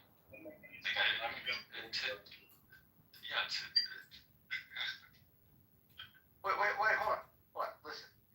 It's interesting to me that your best friend is Rabbi Randy McDickerson, who's a raging anti-Semite, and then when we start talking about lobby groups, the only lobby group that you're aware of that you disapprove of happens to be a Jewish group. Like, you don't think that there's... So 100% of the lobby groups that I'm aware of, I disapprove of. Yeah. Marshall is something I actually sort of, like, I used to be completely against the idea of lobbying, like, entirely. I thought it was crazy. Marshall sort of framed it for me in a way where, like, you can kind of see what, like, in good faith, what the idea of lobbying could be and why it could, should be something that's sort of allowed. Still I don't like it, but, like, at the same time, I feel like this would be an example of, like, not of government actually sort of getting in the way if we were to not allow lobbyists, but obviously it doesn't work that way. Like, the lobbyists are way out of control just in general, the money that they're throwing at people in their campaigns. But yeah, I don't know exactly how I feel about lobbyists, but all lobbyists that, like, inherently are representing people from another country, ally or not, I think that's very sketch. It's just odd. Like, why is it a big deal to, like, point that out? Like, this is what is very annoying with these kind of things. It's like, Well, I think what it comes down to is that people that don't take an interest in understanding what lobbying groups are, they misrepresent what a particular lobbyist group is, and you have no familiarity with any of this stuff. You asked the question about Russian advocacy groups. You have the Congress of Russian Americans. That's the CRA. Are you opposed to them? The what? The Congress of what? What do they advocate for? Like, what are they, why are they, what are they doing that we're trying to get in favor of Russian Americans? It focuses on preserving Russian culture and combating Russophobia and fostering U.S.-Russia relations. So these are people that live as Americans that are of Russian descent, and they would like to see Russia not discriminated because that's their advocacy. But my question... They don't have much influence, obviously, with what we're doing this year. So. Well, yeah, they would be kind of against it. It's weird. Got it. President of Russia is not. Hold on. Roger. Yeah, give me 1 second, Abby. I just want to say this to you. So you weren't aware that this group existed. The only advocacy group that you were aware of was an American Jewish lobbying group. And so my question is I know what you're doing. I get it. no, if you're so against if you're so against lobbying for these other countries, like why is the only one that you were opposed to happen to be the Jewish one? That's the Russian group. That's what you're talking about. Abby, go ahead. Yeah, I'm just hearing this. It's so micro-targeted. It's ridiculous. It's not even you can't even hide what he's doing. The American Israel. Shut the fuck up while Ahmad talks. What AIPAC Go ahead, Abby.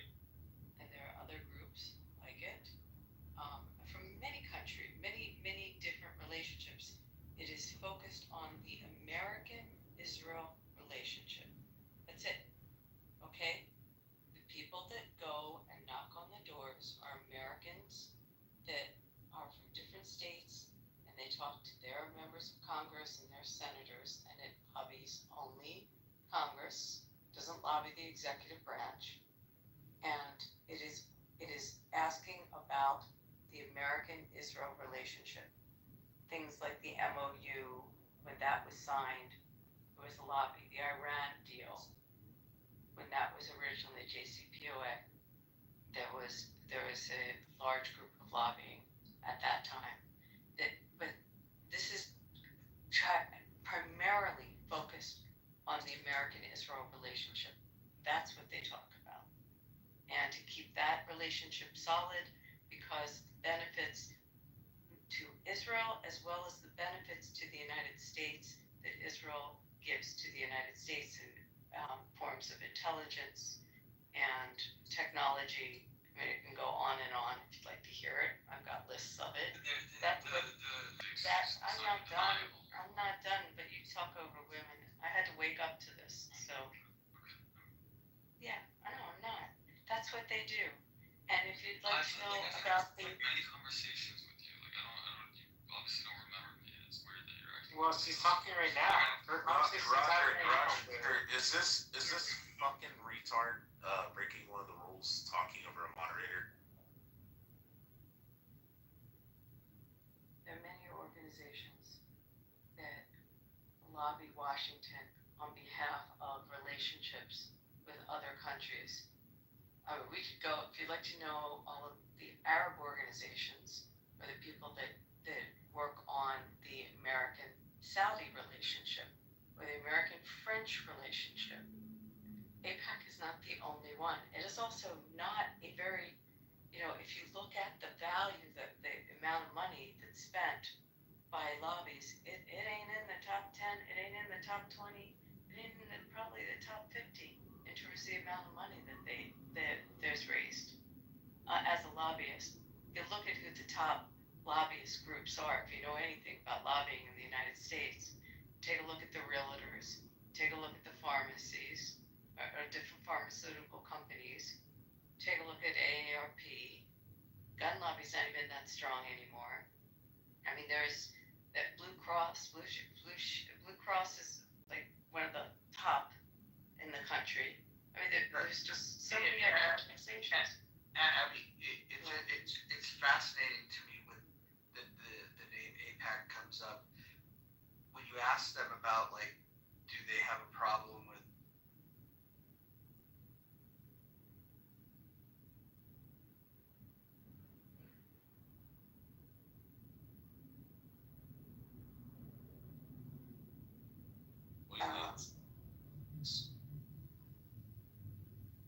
I lost you, Roger. I didn't hear what you said. That's right.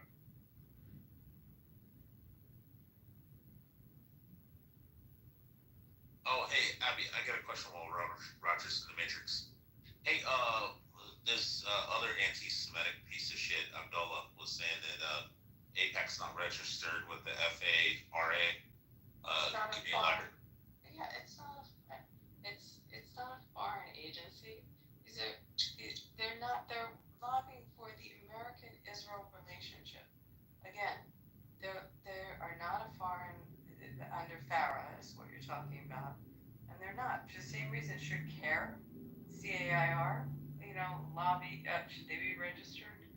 that go in and lobby for the Arab relationship. There are people that I know someone that is registered as a Saudi Farah. I know someone who's registered as a Qatari one. But they don't work for these organizations. They go in specifically for that country. Again, this is completely different. And there are other groups that go in. I mean, I go in and I'm going in under the RJC. We go in and talk about safety in our campuses for Jews. I mean, does you have a problem with that one? We go in and talk about anti-Semitism and about different issues that we have as Jews in America. Does he think that should be registered? You gotta remember, Abby, just to qualify this, that guy, his best friend on this app, is an anti-Semite. It's a guy that said that he wanted to have sex with Ann Hero's daughter, who's 11 years old. Like that's the kind of company that guy keeps, and so it's not surprising that that he would hold these ignorant positions. But the interrogation of these people, when you start asking him like what other lobbying groups, he didn't even know of another one. The only lobbying group that he's even aware that exists was the one that advocates for a relationship between the U.S. and Israel. Which, by the way, there's a lot of things that AIPAC asks for that I think are bad ideas, and I think are bad ideas for Israel. My opinion. For example, funding. I think that when you fund a country, you're getting some control and some influence, and I think that's a bad idea. I think that's terrible. It's not the focus. I mean, the focus, believe it or not, is not on the appropriations as much as the ability to purchase. Okay, so it's when they're talking about money, a lot of it has the right to purchase, and it's also the policies. And Sure. Sure. What I'm getting at here, and this is like like as much as I'm pro-Israel, I think in being pro-Israel, I think it would benefit Israel if the U.S. gave them no money, gave them no vouchers for the weapons. Israel is a wealthy country; they can buy the weapons. In fact, they're highly capable of designing weapons. They're highly capable of manufacturing weapons. There's a lot of things that I think Israel could do and would do better without the U.S. In fact, I would argue that the U.S.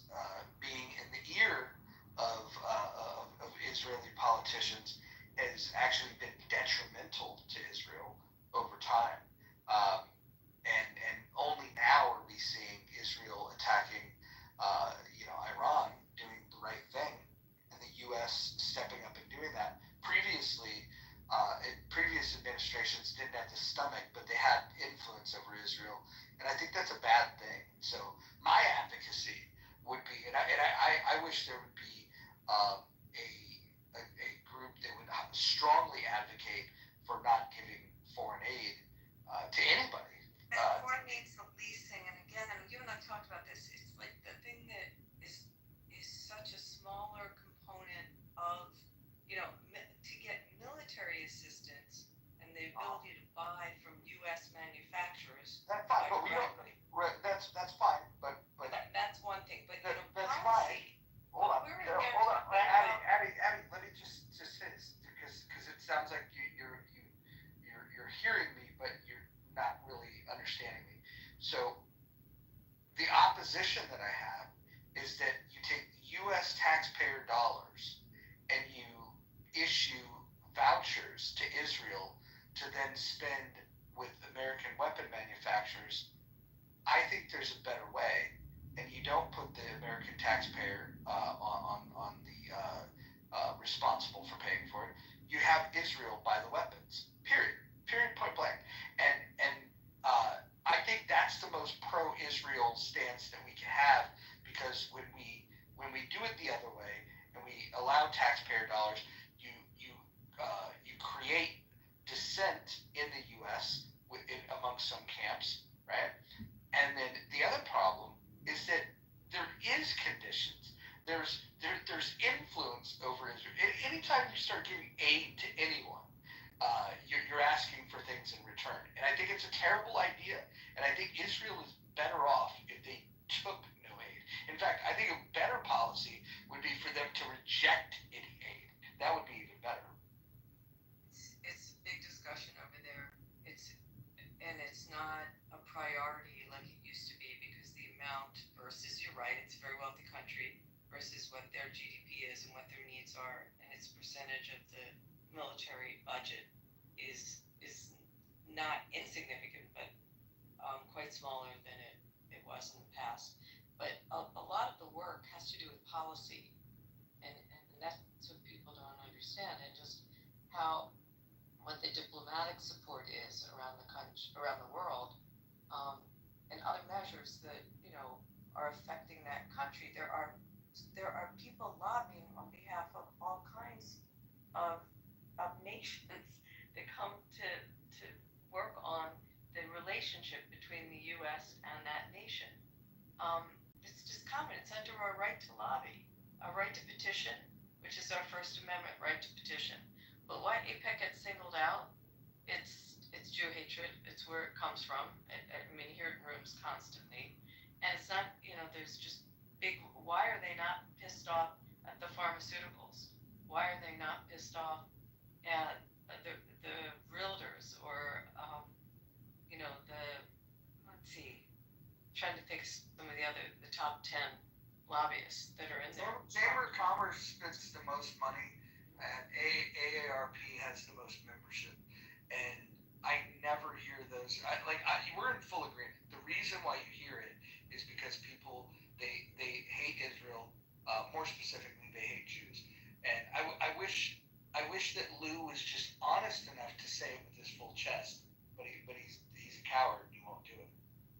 Well, I think you might have that answer. Yeah, that's what I was gonna say. Hey, go ahead, Abdullah. I think Yes, you're about to say so I'm just trying to intervene a little bit because this guy just called me anti-Semite just because they say some things. Again, I'm not against lobbying. They can lobby whatever, but signing up and signing the FARA Act is very important because they have to follow the policies under the act. So avoiding that is the problem. That is how I see it. Do you know what FARA is? Have you ever registered under FARA? Have you done it? Have you registered? Do you know what it is? Do you know who it applies to? Why don't you read the law? Read the law. Okay. Well, again, if you couldn't just start throwing an acronym out, read it. He's a pro-Palestinian guy, Abby. Yeah, and so just care. But here's the thing: you don't really know who I am. You just listen. I'm happy to listen to opposing views. Abdullah, how do you feel about the state of titled with Israel? anything. What is Yeah, how do you feel about the state Wait, of hold on, Israel? hold on. Personally, Everyone hold on. Abdullah, I'm trying to help you out. Mute your fucking mic. I'm trying to help you. Listen, the rules didn't get thrown out just because fucking you disagree with someone. Rule number 4, rule number 5, if you guys need to get a refresher on it. We're not going to interrupt. We're going to keep shares short. So, Rich, I would just ask you to pay attention to rule number 5. Right, so I'm going. Okay, I apologize. I was just frustrated with the revert. Okay, AIPAC is not registered under FARA. AIPAC is a lobbying group focused on promoting the close relationship between the United States and Israel.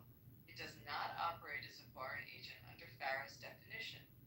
FARA's registration is required for individuals, or organizations that act as agents of foreign principles, including governments and political or like a quasi-political activity within the U.S.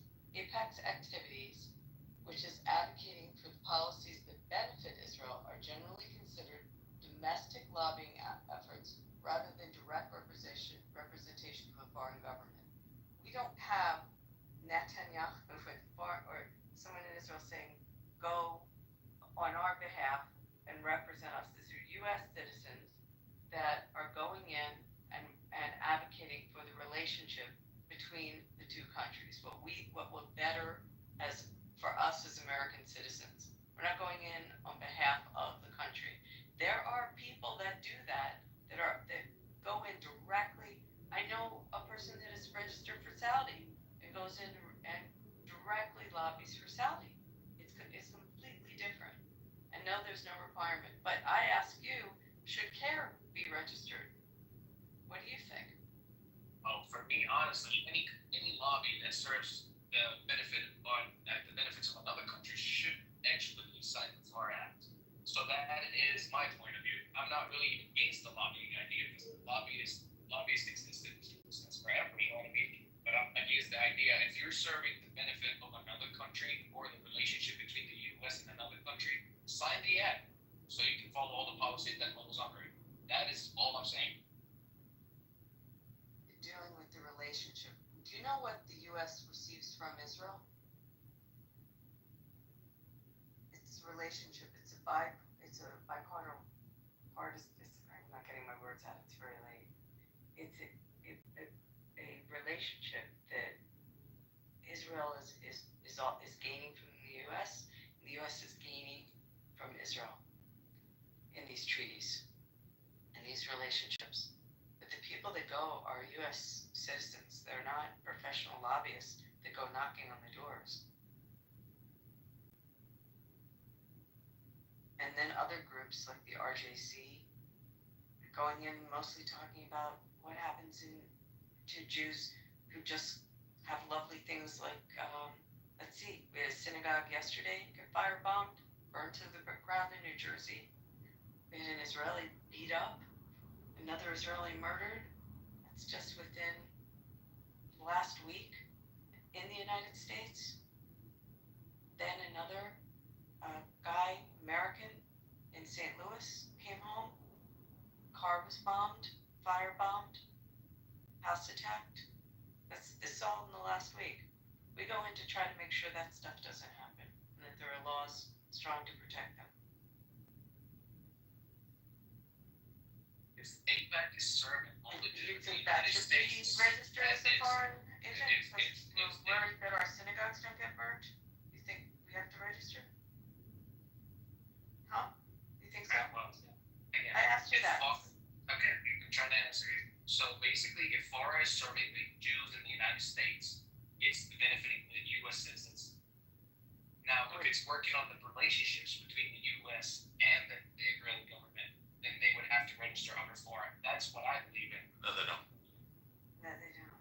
Well, again, it's an opinion. For me, for me, honestly, I believe that if they're serving the U.S. citizens, for an ethnicity or a religious group that is lobbying for the U.S. citizens, that's fine. But again, that's my opinion, your opinion. I'm not really here to argue. I'm just here to listen to both of you. That's it. Hey, Abby, I got a question. What is your job description or your job title? Like, what do you do? I mean, now I'm a retired lawyer. I have an appointment in the state of Nevada. The governor appointed me to a commission, so I have Do you work with official commission. But you work within like DC, right? Like congressmen and senators and all that too, right? well, that's volunteer. I mean, and that's going in. I mostly do for the RJC now because I'm dealing more with domestic issues of security. The reason I asked this, Abby, is that you would be familiar with FARA, right? Yeah. Okay, cool. I was just checking.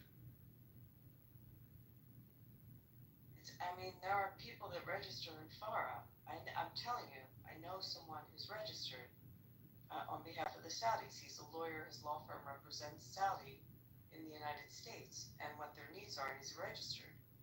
But a bunch of people from, that come in from Milwaukee or come in from Chicago to go meet with their senator and talk about the American-Israel relationship do not have to register. And now, what APAC anyway has changed so much of what they do. It's really now fundraising for elections. Like it's almost primarily, they don't have big policy conferences.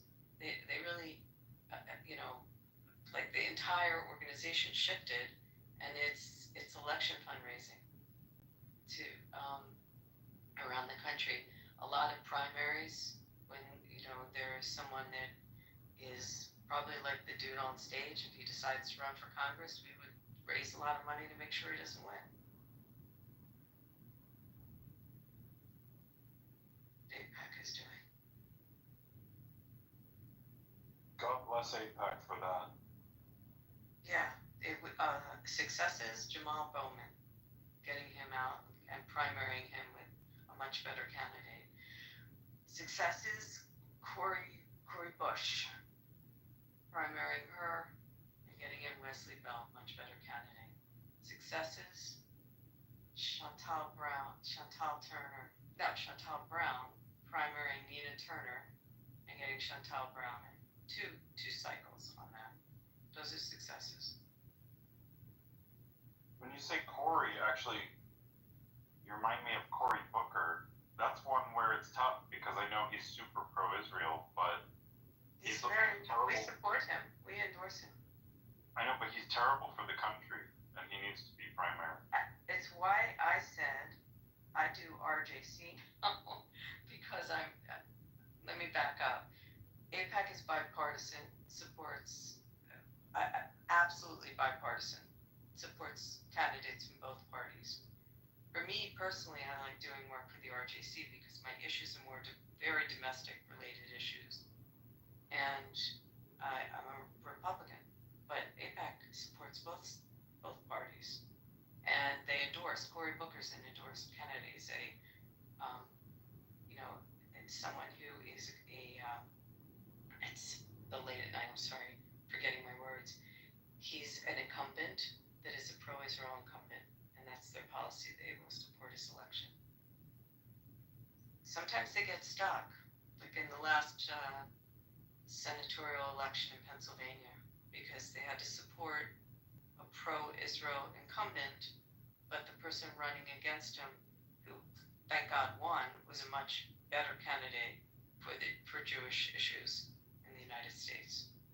But they couldn't put money towards him because the incumbent had been pro-Israel incumbent.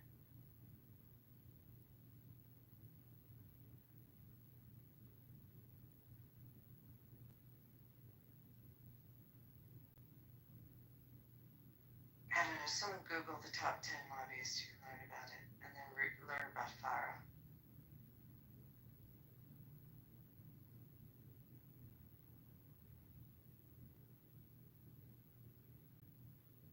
But overall, what would you say is the effectiveness of APAC as far as like getting there, chosen people? Yeah. And the elections, it's been incredibly successful. Remember, it's not just Jews. It's APAC again. It focuses on the American-Israel relationship. So a lot of the people, there's 8 million, 10 million, at least, members of Christians United for Israel. So you have a lot of the Christian Zionists that do work, or financially support APAC, but very high success rate, except, some big losses, like the JCPOA was a huge loss. The MOU was a big win. And, it varies. You have to look at their history. I think they took over someone else. It started in the 50s, but it really kind of took over groups that were advocating to help get Jews from after the Holocaust settled into Israel, and make sure that there's support from the United States for that. But it is a pretty good success rate. RJC has an excellent success rate, but that's Republicans dealing with Republicans. Yes, we have people that are the fringe, like Thomas Massey and Marjorie Taylor Greene, that we don't have a success rate with. But majority of Republicans. Massey is one of our best people in Congress. I just have to underscore that. I don't think so at all, but we can disagree on that. Some of my favorites in Congress, some are Democrats too, that are excellent. I like to see someone who crosses the aisle, gets legislation done, answers the needs of the constituents. There's some excellent members of Congress.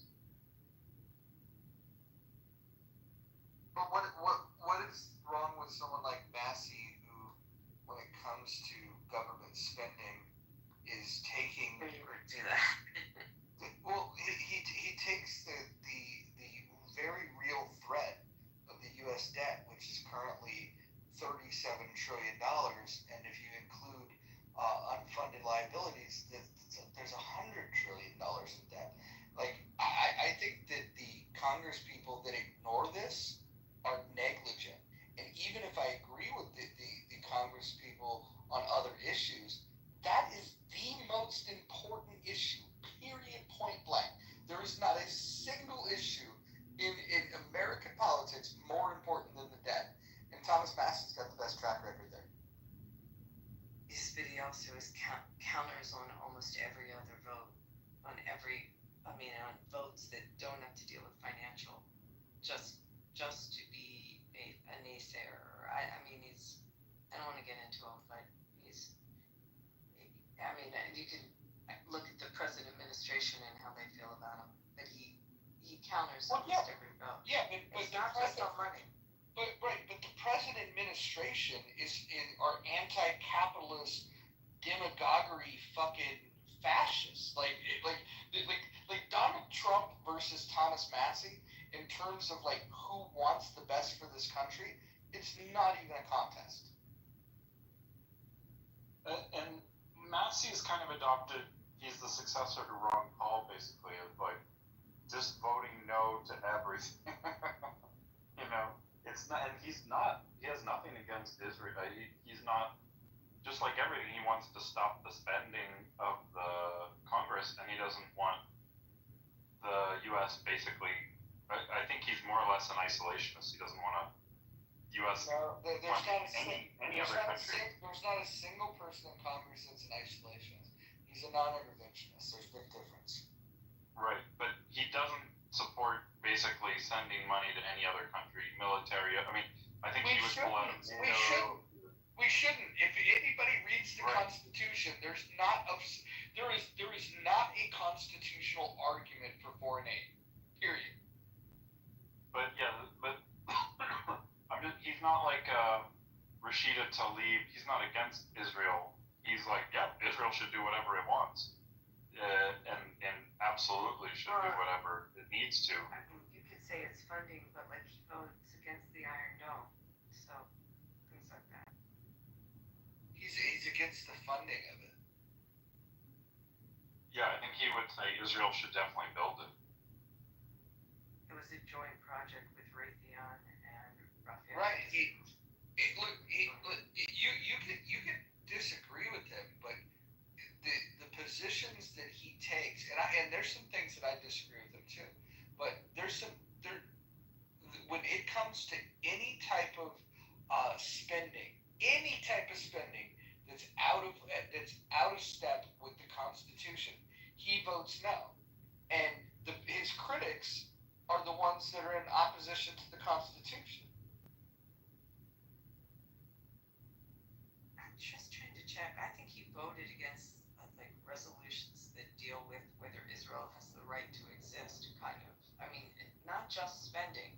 He just votes no on almost every bill. Did you hear his commentary about why he made that vote? You should go look that up. I'm just guessing, but it's not up to the U.S. to decide if Israel has the right to exist. I would guess that would be his argument. Yeah, it was not our business. His interpretation of the Constitution is one that, like, all you have to do is understand how to read English to read the Constitution, and a lot of our Congress people completely fucking ignore the Constitution. Donald Trump's like, there's not been a president that has disregarded the Constitution more than Donald Trump.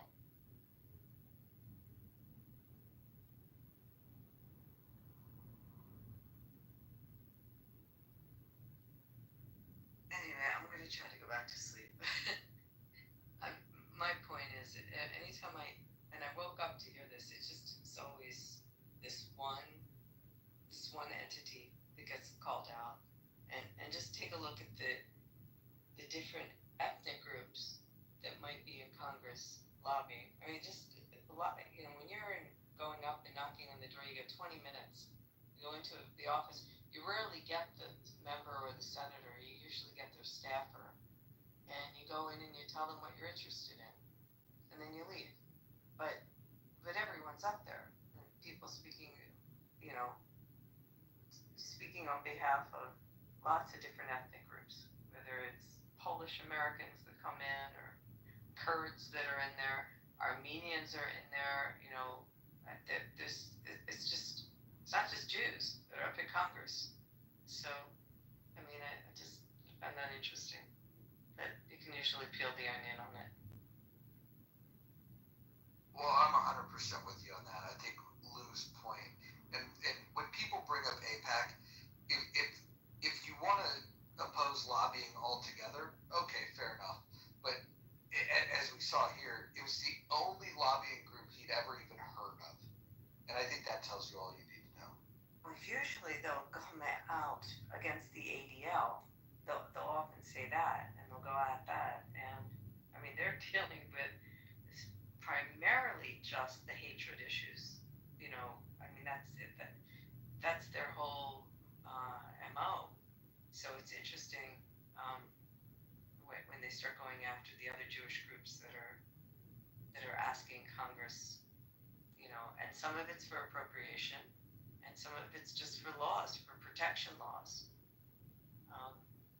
You know, for Israel not to be treated with a double standard, or for Jews not to be treated with a double standard. I mean, things like that. But I mean, I've been up there when there's people from the Kurdish communities that have gone into members' offices. I'm not the one to really get into it because I don't do really AIPAC anymore. I do RJC, so it's different, and they're Republican-based requests. I think that the main thing that I like to point out is that the U.S. government's not just being solicited for relations with Israel; it's also with our enemies. And so, if you follow the logic of like, well, why don't we just not fund these countries? Then we don't have to worry about some of the silly shit like giving billions of dollars to Iran, for example. And so I like clearly if gun put to my head, give money to our allies or give money to our enemies, I'll give it to the allies all day. That being said, there's a strong argument to be made that we shouldn't give it to anyone.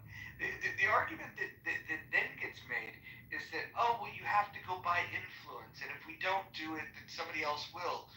And so essentially what happens is American taxpayer dollars leave the U.S. to do all kinds of crazy shit that has nothing to do with the scope of what the federal government is supposed to be doing. There's certainly not the authority, in the Constitution to allow the wealth transfer from American taxpayers to foreign governments. And I think at very least people should look at we're at such an absurd level of giving away these and participating in these wealth transfers that we even give it to the most problematic nations on the entire planet. Like giving Iran money could only happen because we allow foreign aid. We should just stop foreign aid. Period. But it's not all foreign aid. If we go in there because the Houthis have been unregistered as a foreign terrorist organization, and we're trying to make a pitch that they should be registered, is it not dealing with foreign aid? You know, there are things that affect within our relationship that are not money based. Well, Yeah, the simple answer to things like the Houthis and Hezbollah and Hamas is that it's not in any civilized nation's interest to allow those entities to exist. I don't think we needed to wait for the Houthis to attack American warships or cargo ships that we were supposed to be protecting. I mean, the mere fact that we know that terrorist organizations exist, we should go fucking eradicate them. I'm totally okay with that. I'm anti-terrorist, full fucking stop. And that means the sponsors of it. I was a huge cheerleader for what we did, bombing Iran. I'm not a fucking pacifist. If you have if you have countries that are sponsoring terrorism, and they're not the only ones. Iran is the head of the snake. I think we all know that. But Qatar is another country where we allow fucking people that sponsor terrorism to just live their little billionaire lifestyles. I think that we should have cruise missiles up the asshole of these fucking terrorists. Well, Roger, I was going to ask you, I mean, how do you feel about the United States, like, giving money to those dirty-ass fucking Palestinians? I mean, like, that is the wildest shit on earth that we give money to a fucking terrorist state like that. I mean, a terrorist area. We should give zero to that. The only money that should be given is when we see things that are a Tomahawk threat. cruise missiles. If we see a threat to Western civilization, and by Western civilization, I would extend that to countries that, like Israel, that it's not traditionally West, right? It's a Middle Eastern country. If we can identify that it's a terrorist organization that's anti-enlightenment, anti-civilization, anti-human, really, I think we have a duty to go and fucking destroy them and destroy their sources of funding, all of those sort of things. That's money well spent. I think the military, police, and courts, those are the three things that the federal government, if you read the Constitution, those are the only really the things that's called out that we have to fund. And within that scope of it, we should absolutely fucking go kick the shit out of people that are a threat to civilization. And Iran it fits that mold. I would say, and by Iran I mean the IRGC. I have no problem with a lot of the Iranian people. Although if they're part of that pedophile death cult, they probably need to be deprogrammed. I'd like to add something. Ron Paul proposed back in 2001. The Constitution has a means already for dealing with terrorists, and that is the Congress can issue letters of marque, which then are essentially sort of like bounties, I think, where then if people go and take care of business, then they become compensated by the U.S. government. We could do things like that with the Houthis, and they didn't use the word terrorist back in 1780. What was it, 1781 or so? When was the Constitution signed? I should know that. 1776. Well, I think Constitution was a little later, but 87. 87. Thank you. But yeah, when was it fully ratified, though? It took 2 years. Hold on. Was it 89 that it was ratified? No. Or it was 87. Hold on. Anyway, the late 1700s.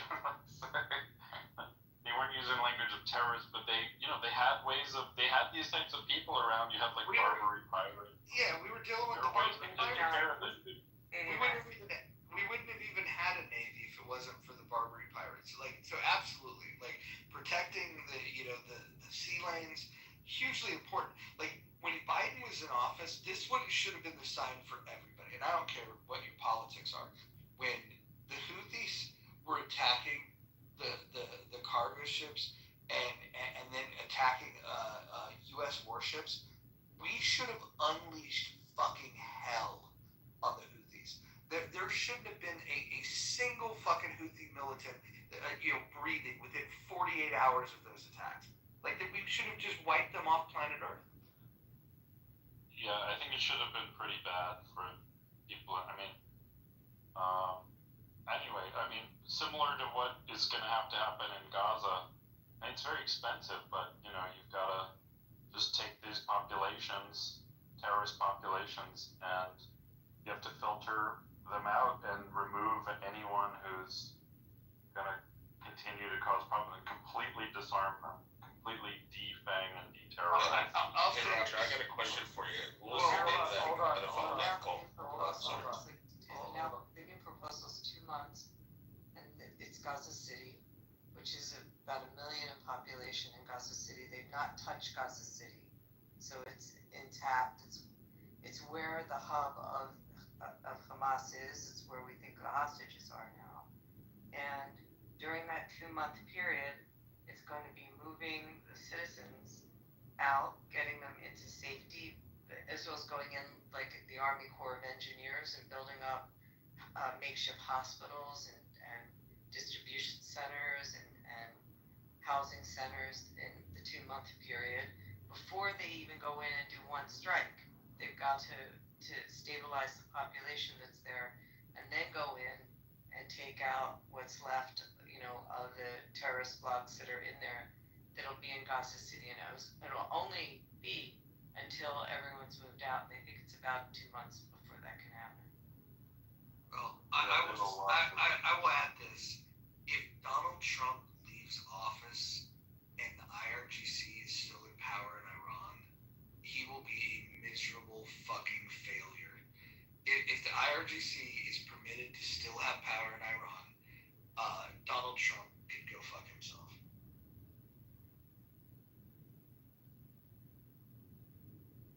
Well, that's supportive It's up to the people of Iran, though. At the end of the day, like we bombed. Like, there was the hope with this latest thing that the people would rise up, but the people prefer the devil they know. They prefer the IRGC to chaos. Well, what we have to do is we have to educate them, and we have to deprogram the people that are, some people are just victims of, being born into a pedophile death cult. I mean, like, you've literally got a population of people that believe that the perfect man that's ever walked the earth is a fucking pedophile that married a 6-year-old girl and fucked her when she was 9 years old. And they think that this is the greatest guy ever. Like, Islam is a fucking threat to humankind.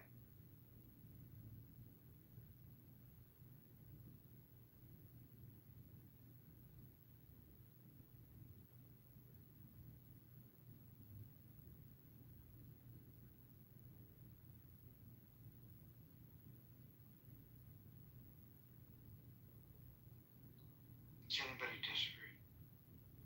No, not disagree about Iran at all. But it's different times. It's not plane loads of cash anymore, and the sanctions are going to start to strangle them, hopefully. And hopefully, there's another effort to go in and take out anything left that tastes like, smells like any nuclear proliferation, as well as the delivery systems. So to Odianware, who said Islam is not a problem in Iran, I have to tell you, Islam is a problem everywhere. It's a pedophile death cult. It's not even a religion. I want to push back. I don't think it's a big problem in Indonesia.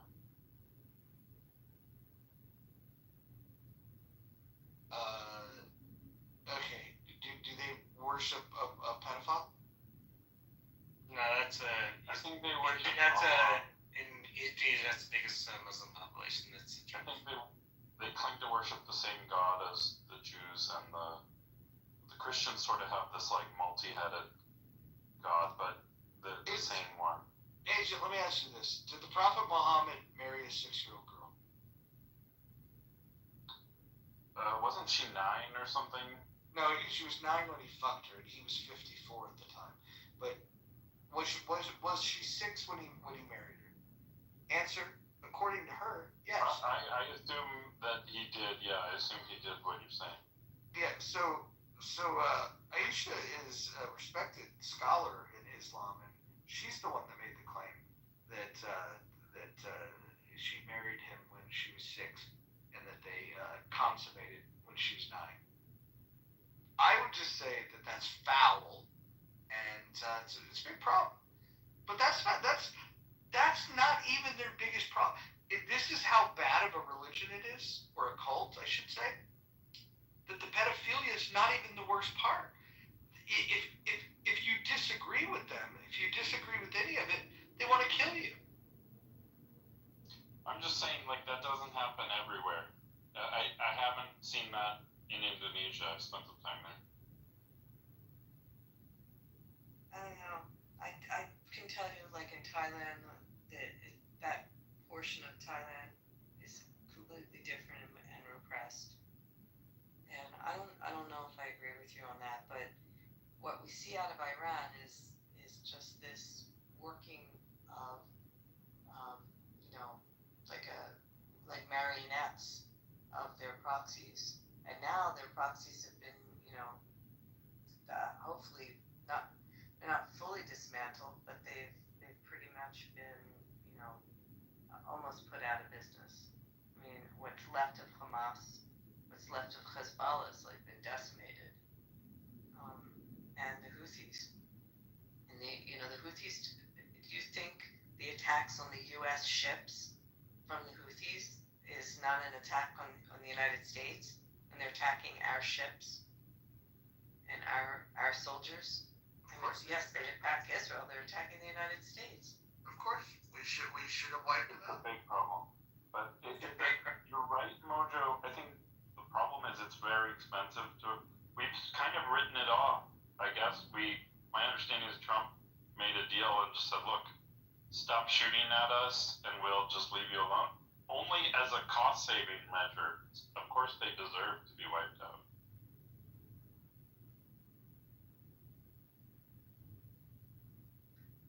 Here's a solution.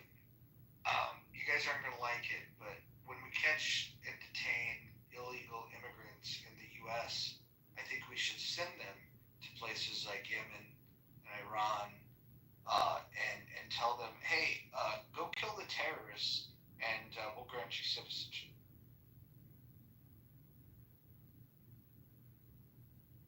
That's kind of like what Russia did in Ukraine with the human waves. Like, all right, go fight and then you can be Russian. So a girl gets killed for not wearing her headscarf properly in Iran, and he's writing in the chat that they're free in Iran, and they're freer there than Saudi. In Saudi, I visit, I wear jeans and a t-shirt, and I wore a bikini on the beach.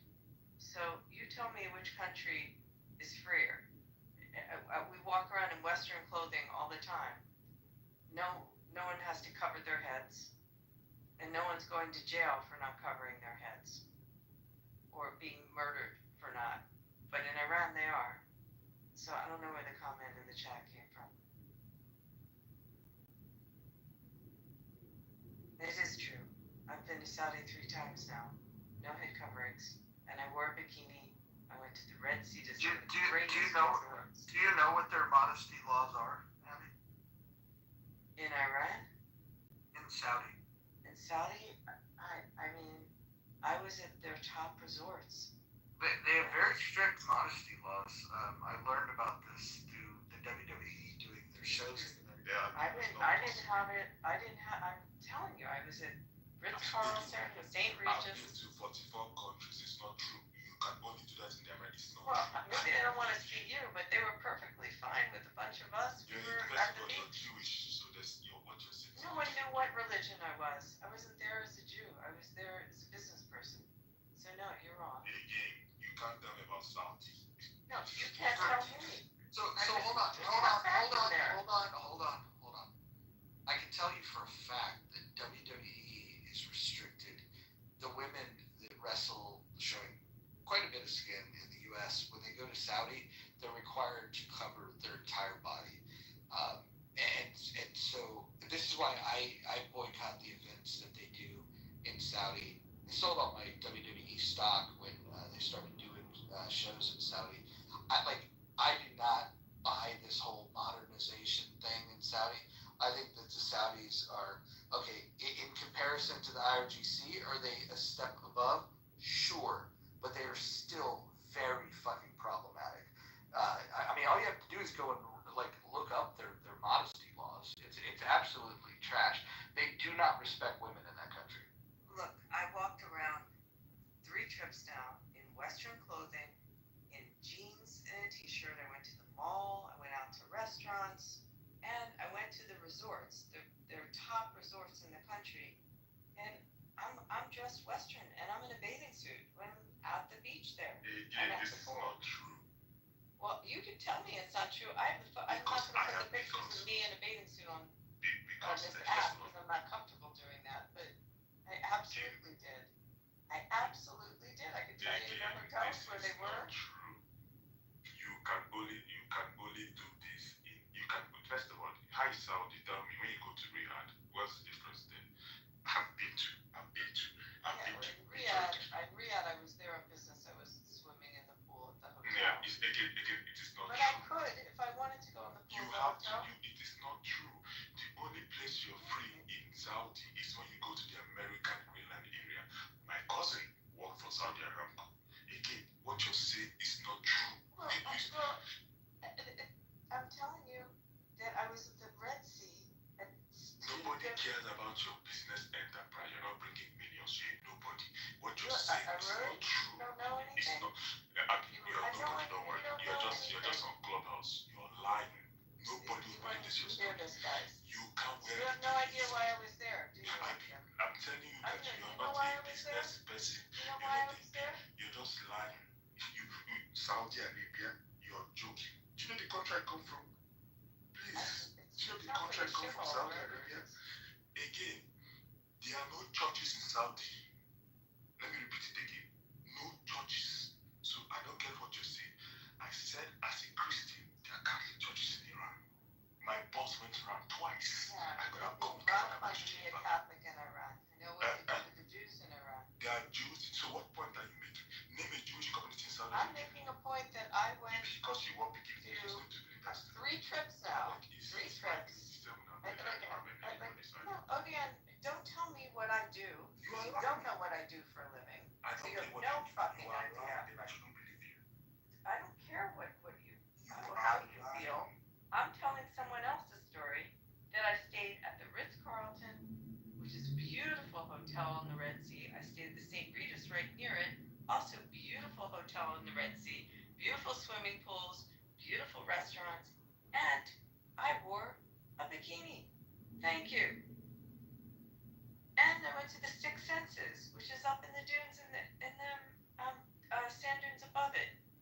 Bikini. So, Mojo, if you go to Saudi, is that bothering you? It's killing you. Hold on. Listen. All I can say is I know definitively that WWE stars. That's not a public wrestling match, or it's different. This is at a resort.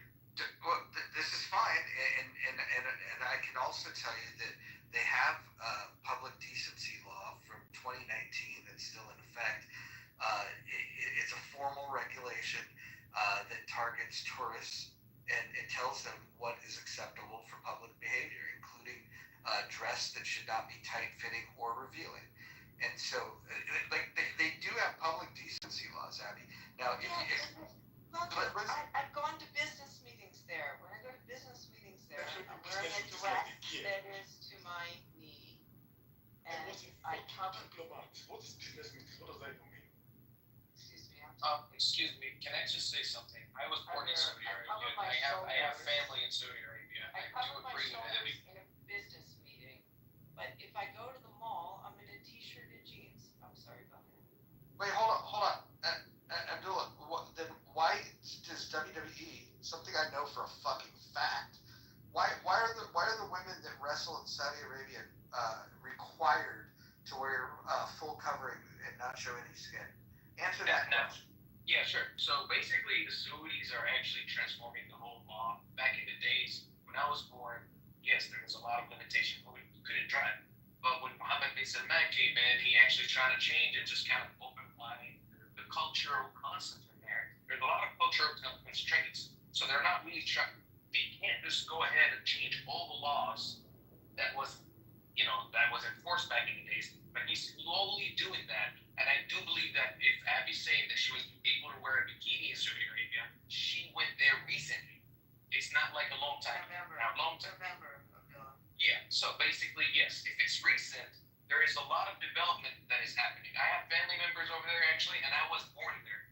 And we lived there for 13 years. We were in Dammam and Riyadh. So still around Mecca and Medina, she cannot do that. I don't know if she cannot. There's no way. Yeah, but Alula, I could, and in along the Red Sea, and definitely in Alula, which is more international tourism. yeah, so basically over there, they're changing the laws. They give it more freedom to women to do whatever they want. But it's slowly happening. It's a slow transition. They just can't go and force that because there is these families that that contributed to the law that they have to slowly change and transition into a more open-minded. So I personally disagree with some of that laws and all that stuff, but recently they started to change. I've been now 3 trips, and each trip I saw it more and more liberalized. So exactly what you're saying. But when I had business in Riyadh, and you'll understand this. We're working on Diriyah, so you understand why I was there. And at the meetings and such that we're doing for Diriyah, I'm in like a dress, like a sheath, like a Ralph Lauren dress to my knees, not to my ankles. And I would have like a cardigan on or a blazer when I'm in a meeting, but I'd probably wear that in a business meeting anywhere. But definitely going out to dinner in Riyadh and walking the streets, I'm totally in Western clothes. And that's the changes, yes. Yeah, and it's becoming a very beautiful. They try to motivate, tourism, and they actually built the project called the line. I hope by 2030 they'll be done with it. So they're trying so hard to change over that. It's not like it used to be. In Saudi Arabia, there's the American side where people who work in Saudi Arabia call diplomats leave. Then there's the regular side. Then anyway, I'm not even arguing with you. People want you to leave, but say you were beginning. Listen, Diriyah. It's not one side or the other. You have no idea what Diriyah is, do you? What? Hold on. Anyway, there's no need. You were beginning Saudi Arabia. You don't know what it is. I don't know what is what I said. I didn't hear you. Diriyah is the very, very large development. It's a $53 billion development of 300 restaurants, 40 high-end hotels, and I forget how many housing units. It's several tens of thousands of housing units. It's built. It's a new city. It's the whole new city that they're building. That one's in Riyadh. They're building 8 of these gigacities around Saudi. There's also ones along the coast. Neom is one along the Red Sea coast. These are the new cities. And it's people from all over that are living in them. Abby, would you have like a cover for going out in certain areas of public? I would never go near a mosque. I mean, I'd be even in the Emirates. Have you guys ever gone to Abu Dhabi, which is more religious than Dubai? I mean, if I go in the mosque, you cover. You have to wear a long robe and you cover your head in the mosque. But you cover in religious places around the world anyway. I would cover in a church. Not that much being cover. in a church doesn't happen very No one often. does that, and no one does that in Israel either. If you go to the Wailing Wall, you have to cover, and if you go to the Church of the Holy Sepulchre in Jerusalem, you're covered. And you're covered in religious places. That's completely different. And there are neighborhoods, like in Israel, there are religious neighborhoods. So you have to be respectful because they're very religious. But the general, going to the let me think of something very, going to the mall, which is a mix. You see women in burqas, and you see people in jeans and a tee. If you go to the outdoor markets that they have, if you're in Jeddah, which is another city in Saudi, and you go to the old market and walk around, it's a mix of everything there. So Odie, when did you go? Abdullah, you go to the marketplaces? Yeah, I think you're talking about the Old Town. It's very the Old Town. It's very beautiful. And it's funny that you mentioned the malls. Even back in the days, the malls, there were malls that only allowed for women and families. Like, you can't go as a male just entering the mall. Now they're changing all of that. And there is a lot happening in Saudi. For me, it's worth listening. I'm just going to be. Listen. You guys can say whatever you want. I'm just telling you wrestlers, the females, are required to cover their fucking bodies when they wrestle in Saudi Arabia. And the mere fact that the WWE capitulates to that and does shows there is fucking disgusting. To be able to say that, hey, we're going to let you tell our women what to do. They don't have their fucking individual freedom to do what they want to do. Honestly, dude, I still got smoked for fucking Saudi Arabia. The fucking towers that went down in New York, those were fucking Saudis. Fuck the king, fuck the prince, fuck Saudi, and fuck the entire religion of Islam. Fuck them all. Oh, Mojo, again, when you go in a transitional phase, you just can't implement things immediately. It's a transitional phase. Well, let's not sit here and act like it's a liberated society where they're quite literally forcing women to wear clothing in the WWE. Like, this is stuff that's known. It's very disingenuous to make it sound like they don't have these customs still in play in 2025. It's just fucking. This is bullshit. The Saudis are a bunch of evil fucks. Monica, Saudi Arabia is a place that I 2011, 2012, 2013. Even my boss, that is a strong Catholic, had to cover up by. No, this person mentions Jeddah.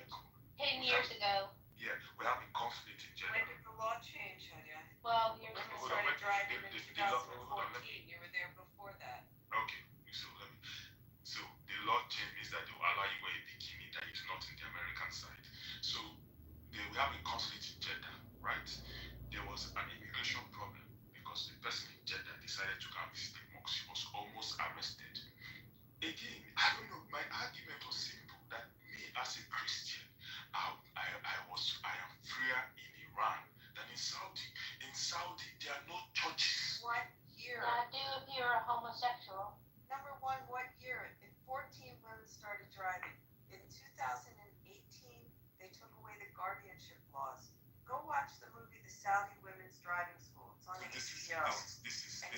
So I don't understand why Odie can't hold space for a decade of distance from his anecdotal experiences to Abby's. Actually, more than a decade. They still have public decency laws, and right now we're being led to believe that somehow because they want to be seen by the Western world, because they want the tourist fucking dollars, and they want to buy into the sports fucking world, they want to buy into golf, they want to buy into pro wrestling, they want to buy into all this shit so they could be perceived as being more Western.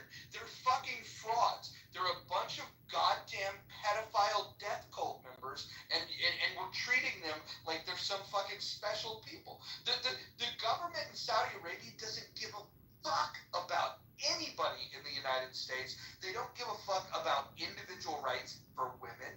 They don't give a fuck about women. Their religion is anti-woman. And I can't believe I'm hearing half this shit. Like they still have public decency laws on the fucking books in 2025, and for people to sit here in this room and say that that's not true, it's just fucking dishonest. So what I'm hearing is that Mojo is very upset that his WWE wrestler babes can't wear the bikini. Yes. Lacey Evans looked ridiculous in the outfit they had her in. Hey, I think it's morphing, it's changing, just as Abdullah was saying. I mean, that it's just everything's easing up. I had a conversation with someone who is the ambassador to the U.S. It's a woman, and she's on the Olympic Committee, the International Committee, and part of she grew up mostly in America because her dad was the ambassador, and most of her charge is to make it easy for women to go into the gyms. You know, they weren't able to do that there. You know, she's helped with like women as they get into sports in Saudi to be able to compete as Westerners compete. And there's different facets of that society that are changing, and there's people that are like championing the change over there. And it's going to take probably a whole generation at least, maybe more, for it to really westernize. But they are absolutely loosening things up.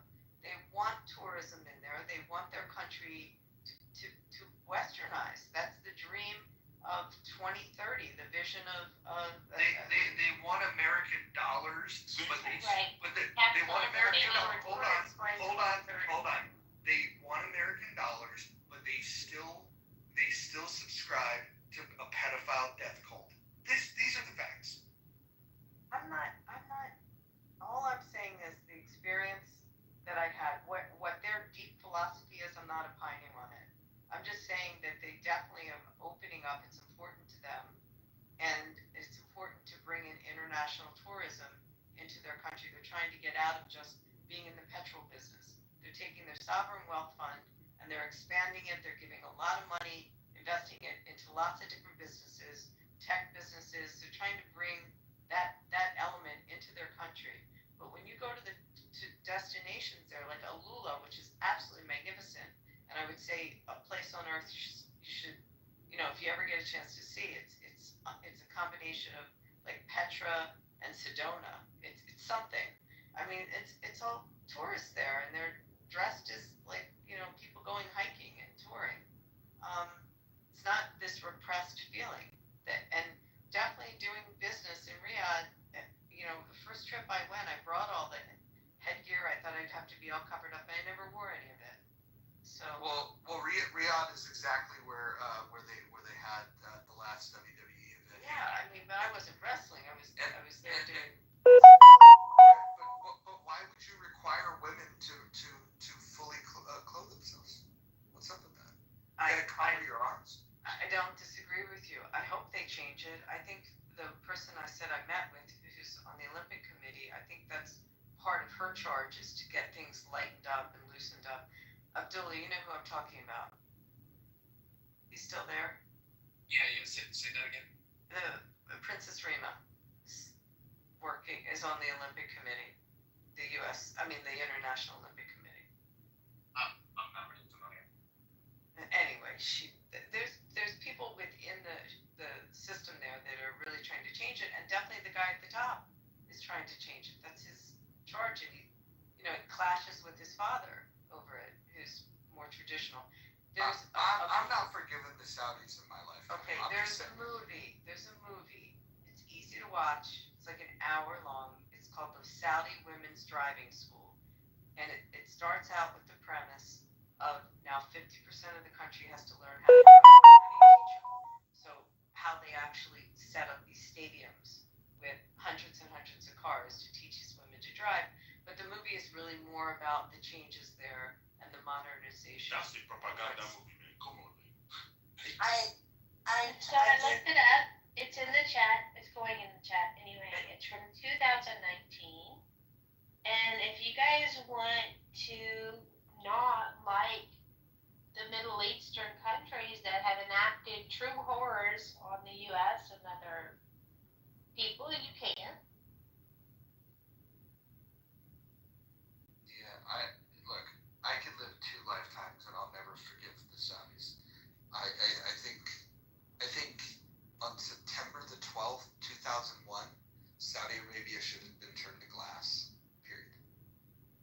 I believe, Abby, that from a touristy standpoint, I think Roger's exactly right. They want American dollars. They want a tourism culture. They do not want to westernize their modern society, their lived-in society. They just want to make it appealing for tourists. Well, that's why I said watch this film, because they interview women that don't want the change, just like you're saying, and they interview a lot of women that the change has been incredible. These women get shipped off to LACO to U.S. universities. They get MBAs. They come back. They're working in the government. Now you're talking about a classist society. Can I finish, please? So since that film, it's advanced a lot more since then, and what they're building over there. But it's a process that's his dream. That's his vision. This vision 2030, and they talk about it. So the film really goes into more about the whole cultural change that's happening there, and they interview citizens that are pro and con on the subject. But it gives you a window into the change, and you see how it was. And 5 years from now, want to be. They saw the success the UAE had. They see how the UAE is developing in so many other areas, business areas, that they would like to parrot. And the countries are very close. And I think that they're looking at that. You also have Bahrain, which is a very Western in the area as well. A lot of the Saudis were going there to buy their booze. I mean, so it's just morphing, it's changing. And whether they'll wear something different next time they wrestle, who knows? I mean, but I can tell you from my experience, and I have pictures to prove it, where I was, and no one hassled me. Yeah, no, I totally believe your lived experience. I just, if you've ever spent any time sitting in a, I've sat in rooms where there have been Saudis, and I will just tell you that typically, traditionally, the Islamic culture, they hate Westernism. They think that it's equivalent to Sodom and Gomorrah. They absolutely do not want to westernize. But I do think that there is some validity to the claim that they've seen the UAE, they've seen the dollars that it brings in. I think that they definitely want the money, and I think they're trying to figure out how to coordinate between being able to prosper and take advantage of that tourist dollar, and somehow maintain the integrity, because they do. I mean, they do not like Western culture. I don't know if it's as hungry for the dollar as it is, his ego and his vision of changing the country. I mean, it's a pretty rich country. It can't change the country. But they his vision, they're spending, that one city alone is $53 billion that they're building. I mean, you go underground and you see all the services, everything, or like layers of tunnels underground that will then, serve this city above it. And if you saw the hotel brands that are coming in there and the restaurants that have already started to come in, it's cuisine, everything is changing, and they're westernizing. This best way I can explain it. But yeah, there are people that don't want it, but the people that love what you feel they love, they also love their crown prince. He's very popular, and a lot of them are following his lead. Look, it's a big nation. There's a lot of people. It's a lot of land mass. But I would tell you that my experience. First time I went, I was scared to death. I didn't know how it would be, and now I realize how comfortable I was. And I went, I went once with other Jewish people, so that was one experience different. But then the last trip I went with business, like primarily business in the hospitality business, so completely different. I will also tell you that my industry is part of building a very large casino right now in the UAE, and how that's been accepted and how the UAE has advanced. I mean, completely advanced. I don't know if you've been to Dubai and what the experience is there, but it's very Western. So, I mean, there's this conflation again. An American perspective is always different. Now, you mentioned UAE. The only place you bring UAE is Dubai and Abu Dhabi. You can't go to Al Sharjah and say you're free. You can't go to Ras Al Khaimah and say you're free. You can't go to the other Emirates and say you're free. And all these things is deployed, like Mojo said, to get the American dollars. And you say the crown prince is popular. The crown prince is not that popular. They still prefer his father over him. In fact, when they made all these new arrangements trying to modernize, there was a small revolt in the smaller towns in the populated areas in Saudi. But there's something the crown prince does. The crown prince knows how to suit the population. He pays them, increased their UPI, and they all kept quiet. Two, you're talking about people coming to America. Let's be fair. Saudi Arabia is a casteist society. You mentioned Prince Rima. Who is Prince Rima's father? An elite. Is that who our Christians? Bader. He was our ambassador. An ambassador. I think he was an ambassador again. Is that someone He was that ambassador to the United States. He was the former ambassador. She's now replaced him. So look at it. Her father was ambassador. She's an ambassador. These are people that are linked to the crown. I I'm sorry, those are not the true people in Saudi. Again, your perspective as an American is different. Well, and by the way, you're wrong on because our casino resort is not is being built in a different Emirates. What which Emirates is it being built in? Well, it's Wait, Marjan Island. but hold on. Like being on a fucking resort is not the way that you experience a country, anyways. That's like saying that if you go to Ritz Carlton in Jamaica, that somehow that's indicative of Jamaican culture. If you're on a resort, like you're literally in a self-contained environment. You're not really participating in the culture at all. We're building it. It's not built yet. I'm talking about in the UAE, Roger. I don't know if that's what you're talking. He asked me where it is, and No, but you said that you were in a resort wearing a. when I was in a bathing suit, where I was at a beach. Like where else am I gonna be? I'm not walking around the city. I don't walk around Las Vegas in a bathing suit. Well, here's the point. At a hotel beach. If you're at a hotel, you're on a resort that's catering to tourists, and what they're doing is they're prioritizing your money over their principles, right? Shocker, right? But at the end of the day, they fucking hate women, and their culture is never gonna fucking change. You were at an American resort. I mean, I don't understand how difficult is this to understand. You were at an American resort. Like I mentioned What do you mean American resorts? That's an international hotel chain. International. Ritz-Carlton is not American. It's an That's international. International. When you're at a hotel resort, you're not experiencing the culture of a country. I'm sorry. I didn't say that that's where I experienced the culture. I experienced the culture as I'm walking around Riyadh and I'm walking in. Yes, if I go to a mall there, I experience the culture. Can we agree on that? If I'm walking the street in the old market in Jeddah, am I experiencing the culture? In a marketplace? I would imagine you're not wearing a bikini there. No, but I was in jeans and a tee. Better cover those arms. I didn't in not walking the street. When I went into a business meeting, I did.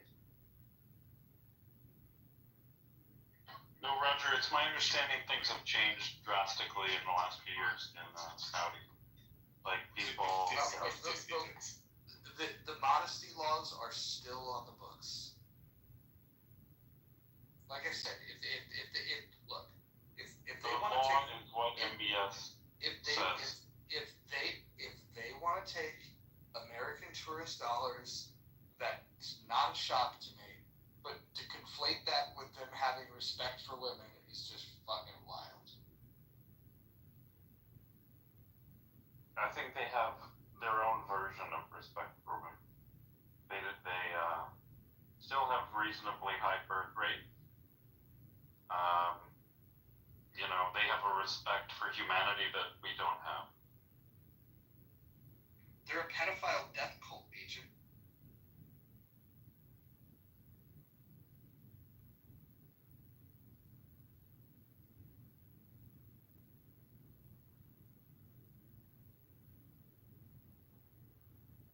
Anyway, you're wrong about the Emirates.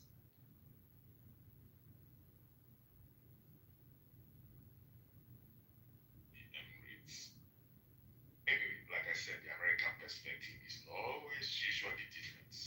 Maybe you should ask Ethiopians and other people living in the communities.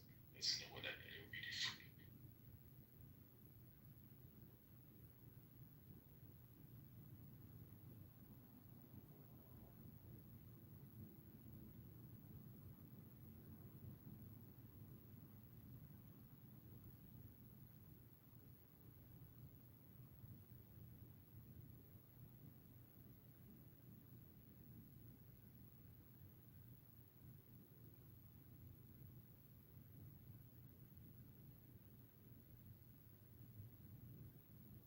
Ronaldo plays in Saudi Arabia. I don't know if you know Cristiano Ronaldo. Abdallah, I don't know why Shakira. And he was allowed to bring his non-married wife partner with him. Not everybody will have such power. You guys have laws against cohabitation. He was allowed to bring his non-married wife. Is Ronaldo the average person that has? To be honest with you, trying to tell you, just like Abby was trying to tell you, experiences and what is really happening. I do not stand with Saudi Arabia. I was born there. I know the suffering of living in Saudi Arabia back in the days. You know, at least in the United States, my daughter is being considered a U.S. citizen. Over there, all of my family members were born there. I don't have a chance to go and visit where I was born. So don't think that I'm standing with the Saudis. And I'm not. But all I'm saying is I'm trying to tell you what is really happening. The facts. This is what is happening. Abby experienced it. My family experienced it. We still experience this stuff. Like, it's not. I'm defending them and saying their policy is right and they're the greatest people. No, they're not. They're very bad. But this is what is really happening right now. That's what I've been trying to say. I'm not. This isn't the culture I want to go live in. But my experience was and my friend who goes every 3 months as an American businesswoman has had similar experience. And you see when you go into business meetings there, you see a lot of women running businesses now. Women own businesses, they own bank accounts. The laws have changed. The laws of custody have changed. The laws of rape laws have changed. They've modernized, they've tried to be, what we had as DEI in the US, for them, they have inclusion for women. And that's their push. Now, whether they're fully doing it, whether they could revamp really in a Western way, it's going to take, as I said, a generation. But they are changing laws on the books there, and they're going through this process. And you feel it when you're there, and when you meet women. And I spent a lot of time asking business women how their lives were. I looked at how they dressed. I asked them questions about their freedoms, and they said it's not all there yet, but it's definitely morphing and changing. That's just the point. Abby, what you're saying is it's safer in where you went to visit for women than it is in parts of London in highly migrant areas? Big really W wins again. Yeah, I mean, that's a really interesting question because that feeling of repression is exactly what his vision is, to take away that feeling of repression. So, just what I saw, and again, as a lawyer, I asked, and I met other women lawyers there, and I asked a lot of questions about their laws, and the laws that restricted women, the laws that now have opened up, definitely with the issue of owning bank accounts and owning property and owning businesses, and it's just modernized. How it is in a restrictive area in London, where they bring in Sharia law, it could be a lot more restrictive. I mean, or at least it's going in that direction, where Saudi's going in the other direction. So I don't know. And I'm the same way as what Abdullah is. I have no intention of living there, but doing business there is a different story. And definitely in the Emirates, the experience was great. And it is, is he still even in here? He's not. It wasn't in Dubai or Abu Dhabi where the